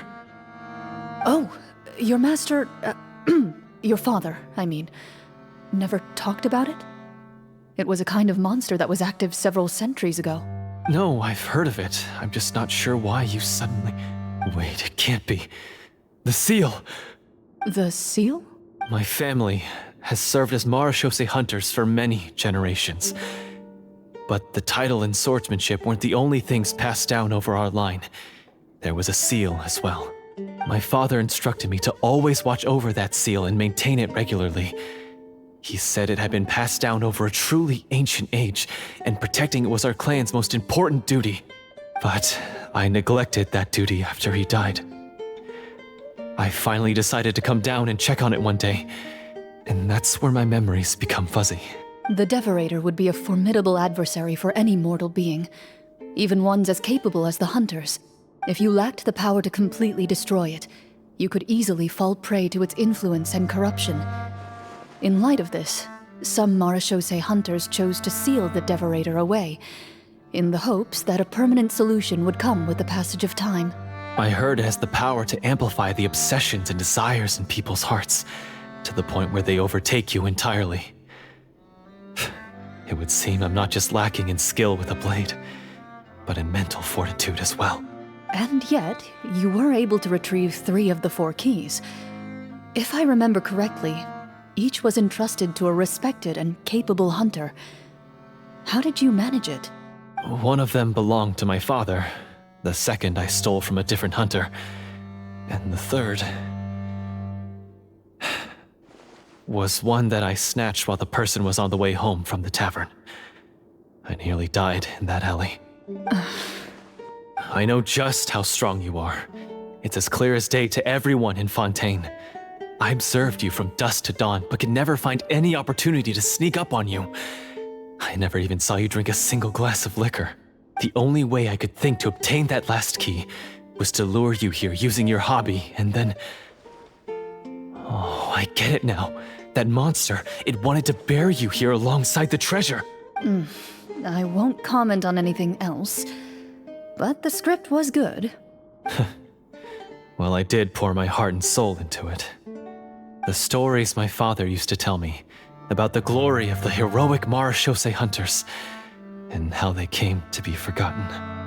It's more than just a story. Huh? You're proud to be a hunter. You're still holding onto that part of yourself, no matter how small. I have done so many despicable things. I have nothing to be proud of. Then explain the purpose of the evil sorcerer in your story. Huh? Isn't he the true antagonist? The one who sought nothing but his own gain, and used the people as pawns to attain it? In your heart of hearts, he was the one you truly wanted to defeat. But I've already tainted my sword. I no longer have any right to... Wake up, Florian. Remember how you introduced yourself earlier. Do you really think the hunters acted out of a desire for honor and glory? Or to be loved and acknowledged by the people? What did your father teach you about our order? You do not wield your sword for yourself, but to protect those you serve. There's nothing special about a blade. It's the intentions of the wielder that matter above all else. Do you still not understand? Even after seeing the treasure for yourself? The contents of that room, they represent the true legacy the hunters left behind. You're right. I am a Marechausse Hunter. It's time for me to redeem, no, to finally serve the people I vowed to protect all along. I wouldn't be so quick to push aside the need for redemption. I know. That's a charge I won't bother to defend myself against. Good. Then, come with me, and help me see the script through to the end. Huh? See the script through to the end? But there's no more script left. Never finished it, huh? No, I mean, I wrote the script with the sole purpose of luring you all here. There was no reason to write beyond this point. Then we'll just have to keep writing it. The evil sorcerer still needs to be defeated. You mean the Devorator? Are you saying I have to make up the rest of the script as we go along? Is that really so hard? You've already written most of it. Surely you can write an ending where the hunters win and justice prevails. I'll be there to help you too. You aren't afraid your party will fall into danger? I know what my friends are capable of, and they're all quite skilled. Besides, I need their help. Then, are you going to tell them the truth about all this? I don't intend to spoil the fun. Sometimes, protecting dreams and fantasies is more important than exposing the truth. Don't you think?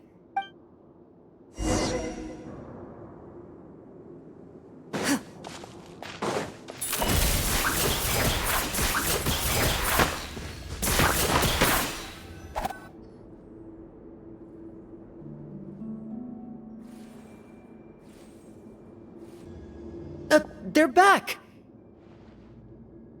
That took a while. Ahem! My fellow Marechausse Hunters, please forgive me, for I have sinned. Tone it down. Sorry. After crossing swords with you and witnessing your courage in battle, I've rediscovered my true self and regained my pride as a Marechausse Hunter. Oh, do I smell a redemption arc? I confess, I was brainwashed by the evil sorcerer. He asked me to lure you here so he could bury you in this cave. That little... Wait, you're saying all of that wasn't you, but the evil sorcerer? That's right. He's adept at manipulating the hearts and minds of the people. I fell under his influence because I did not possess a strong enough sense of will. Huh. And how are you going to prove that you're a changed man? We're not going to fall for the same trap twice. To be perfectly honest, I only came to my senses after seeing the treasure. It reminded me of my father's past teachings. The treasure was actually... The names of all the Marechausse hunters from ages past and their weapons? Wait, you already know? Of course. Don't underestimate a veteran role-player's exploration skills. Oh, wait, I mean Marechausse Hunter Navia's exploration skills. We just finished reading through the content of the stone tablet.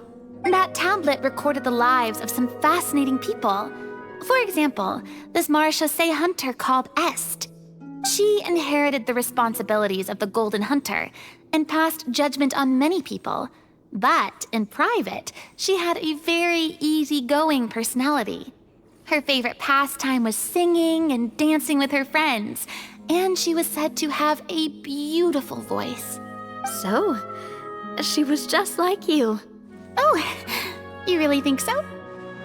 Well, when you put it that way, I suppose I also have a few things in common with this Walter. Working as an executioner, he supposedly used a countless number of tricks to confound his enemies in battle. Oh, if only I could have seen the feats of magic he pulled off back then. Their lives were all so exciting. You could write so many cool books about their accomplishments.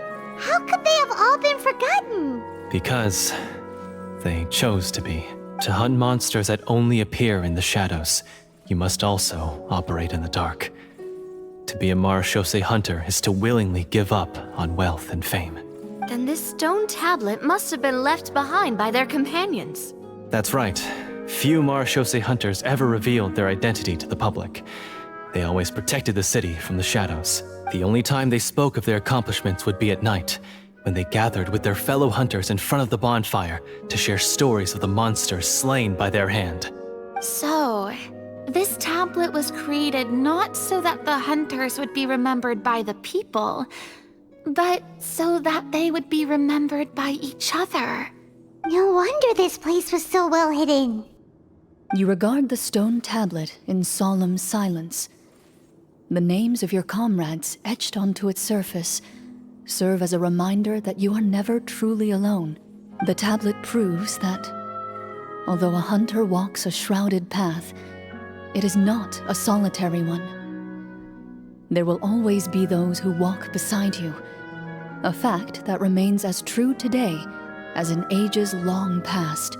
Their legacies shall continue to be passed down from generation to generation, as everlasting as the stone onto which their names are carved. Father, you once told me that I should seek out the treasure if I ever became lost. So this is what you wanted me to find.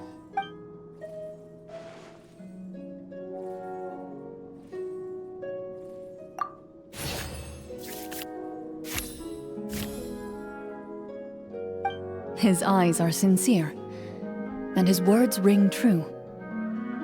You can tell that every word he spoke just now came from the bottom of his heart. I implore you, everyone, please give me a chance to make up for all I've done. Allow me to fight alongside you and defeat the evil sorcerer that threatens the peace and prosperity of everyone in this kingdom. Well, I say we let you join. Sounds good to me too. Everyone makes mistakes. What matters is what you do to make up for them. I have no objections, but Mr. Florian, do you even know how to defeat the evil sorcerer? When he took over my mind, I gained some insight into his thoughts. Every time I thought of the treasure, he reacted with a strong sense of fear. Huh? He's afraid of the treasure? But there's nothing here except some broken weapons and the stone tablet. What if the secret's hidden inside these weapons? GM, permission to investigate.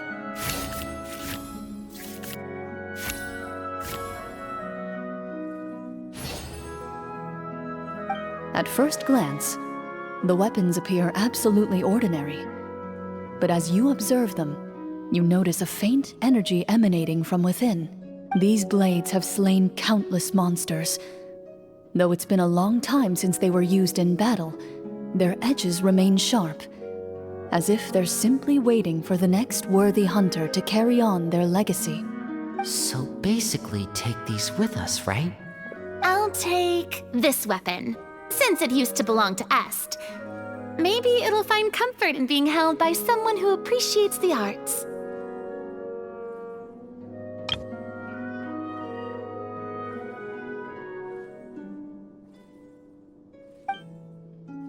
Good idea. I'll take Mr. Walter's bow then, from one archer magician to another.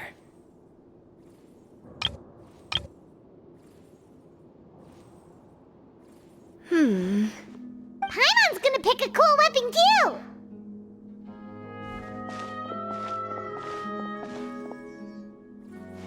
As you grip your weapons, you can almost feel the will of past hunters coursing through your being. It's a feeling of courage, determination, a silent vow passed down from generation to generation that says, eradicate the monsters, no matter the cost.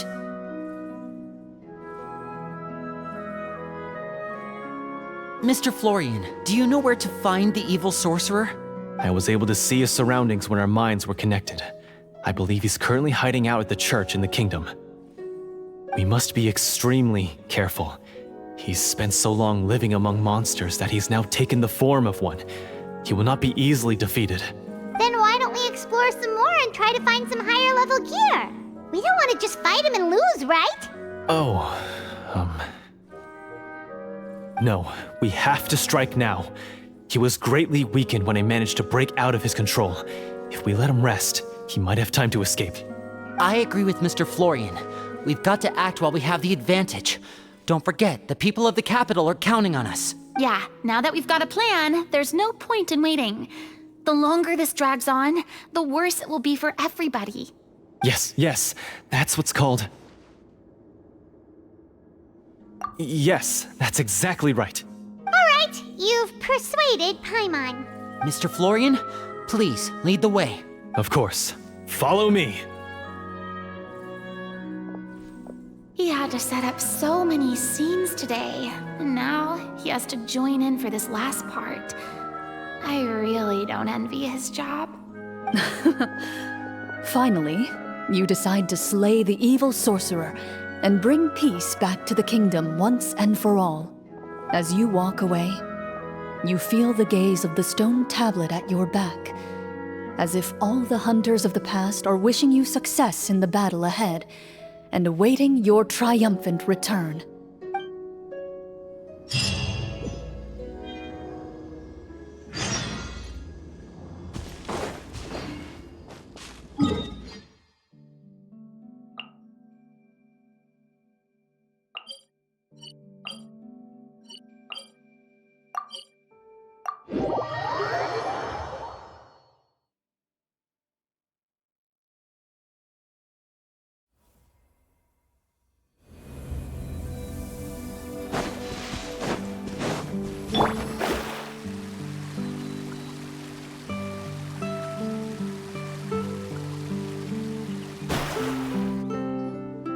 Finally, you arrive at the church Florian described.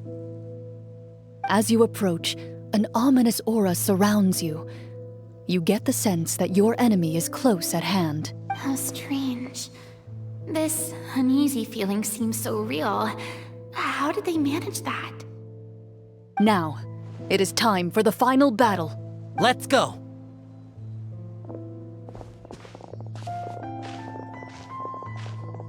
Florian, wait. What's wrong? I think you should wait outside. You've already been corrupted by the Devorator once. It could easily re-enter your mind and take control of your body. I don't think it's a good idea for you to be this close. If it corrupts you again, it's possible you might take on a new form entirely. That's exactly why I have to go. Why I should be at the very front. You mean... Yes. I intend to lure it into my body. That's too risky. If things get out of hand, I might have to kill you. Do you understand how dangerous this is?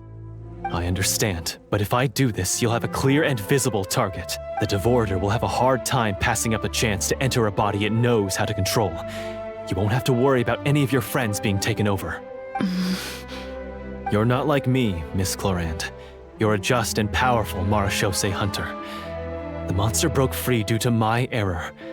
It's only right that I shoulder the responsibility for its destruction. This is... something that I have to do. Consider it a duel to restore my honor. My only request is that you give it your all.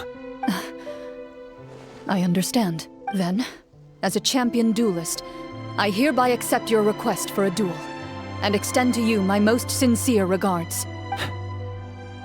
Thank you. The battle is now upon us. Let the Devorator once again tremble under the blade of the Marechausse Hunters.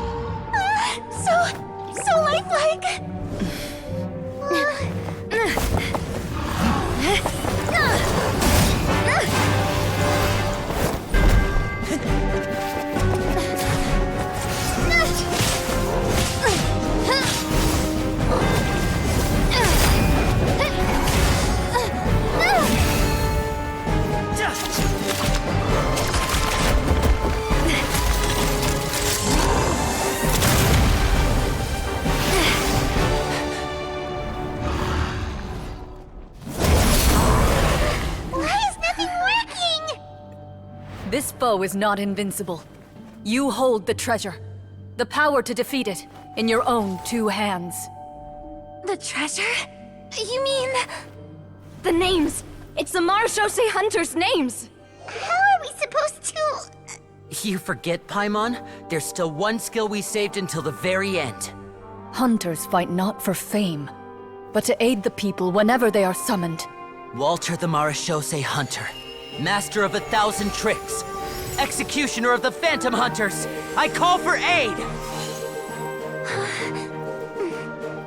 Est, the Marechausse Hunter, inheritor of Cassiodor's will, judge of the Shadow Hunters. Answer my call!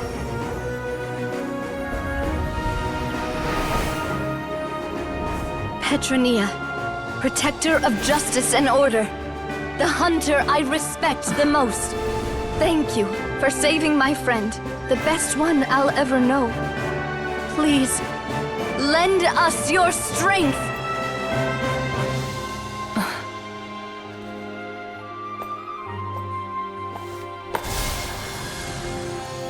We have come to answer your summons.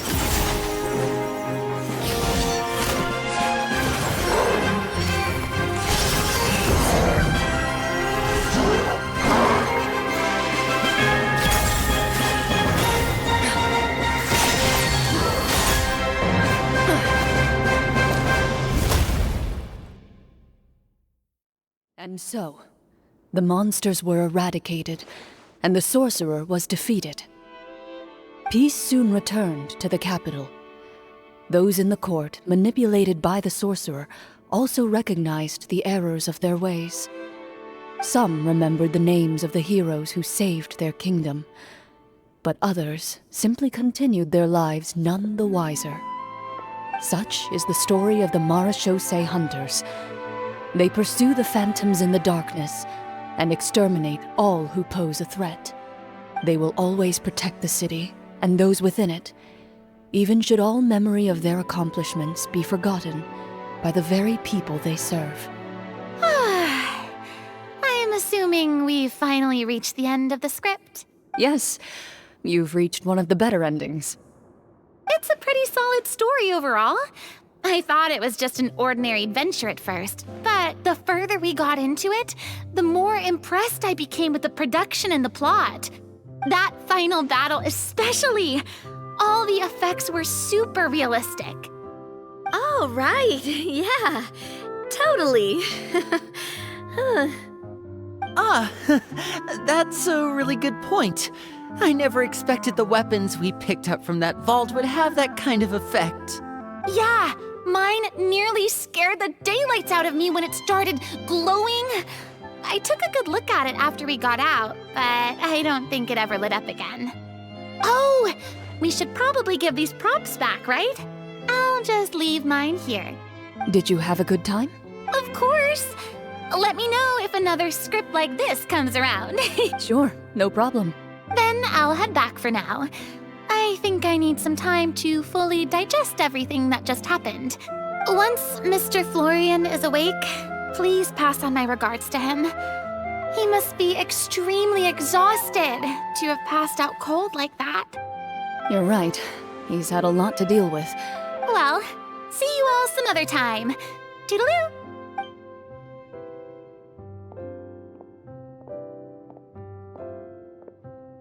Okay, so, can I ask now? I think it should be fine, yeah. What in the world was going on back there? So you saw through all of that?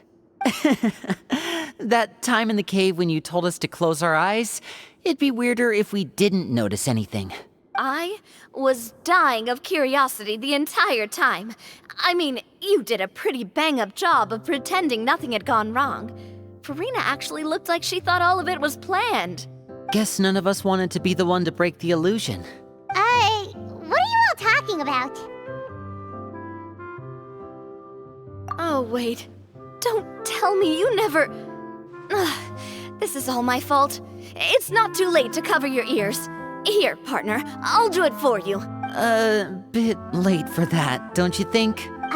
You're saying everything that happened back there wasn't actually part of the script? It's probably more accurate to say this was never a real scripted story to begin with. What? So loud. My head. Hey, you! Get up right now and explain yourself! No shaking, please! Oh, my head.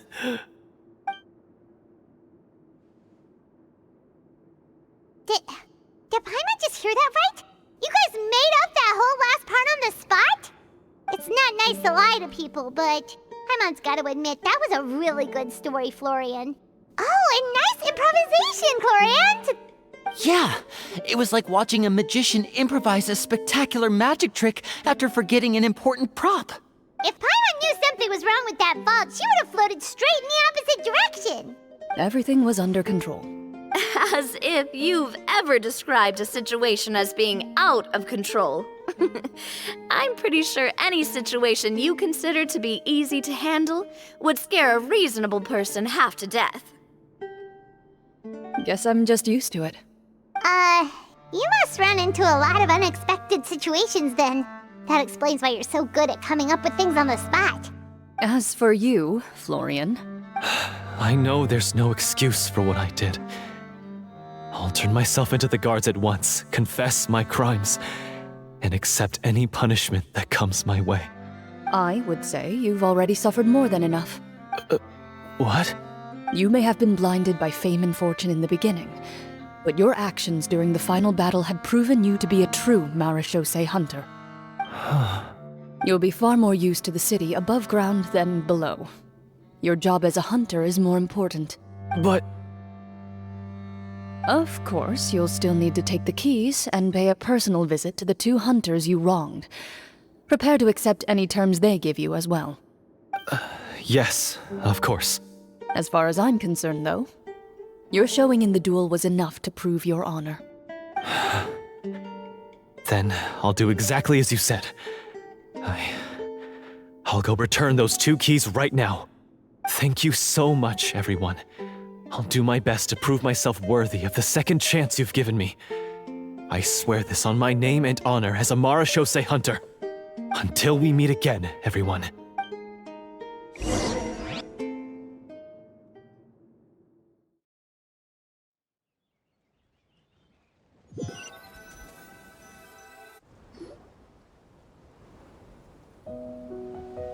Speaking of Marechausse Hunters, what should we do about the treasure in that cave? Leave it be. Are you sure? We could show it to people, make it so that the hunters are remembered. Don't you want that? No. Every name on that tablet made the same choice. All hunters know what the path entails. I am no exception. My identity as a Marechausse Hunter is not something I need people to remember. I wish only to be recognized as a champion duelist. Nothing more. That's certainly very different from the path of a magician. Still, I admire your decision. Wait, Paimon just remembered something. If there were no special effects involved, why did our weapons begin to glow during the battle? That's because the Marechausse Hunters of ages past would often imbue their weapons with special enchantments to suppress the monsters. Whenever a monster was nearby, their weapons would start to glow. Oh, so that's why they had an effect on that guy near the end.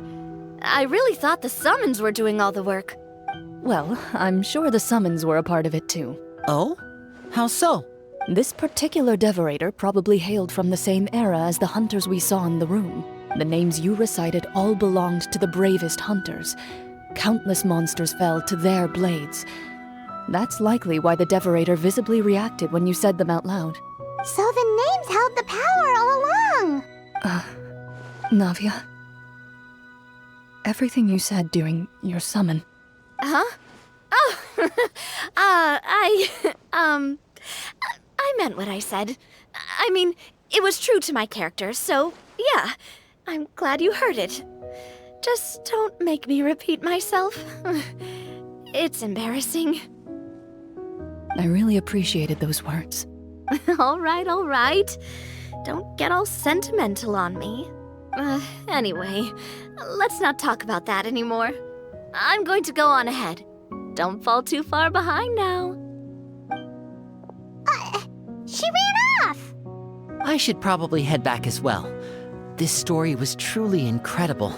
I might have to spend the whole night telling my siblings all about it. Goodbye. Traveler, should your name and deeds be forgotten, what do you think the significance of your journey will be? I suppose the significance would be the journey itself and the world we helped create.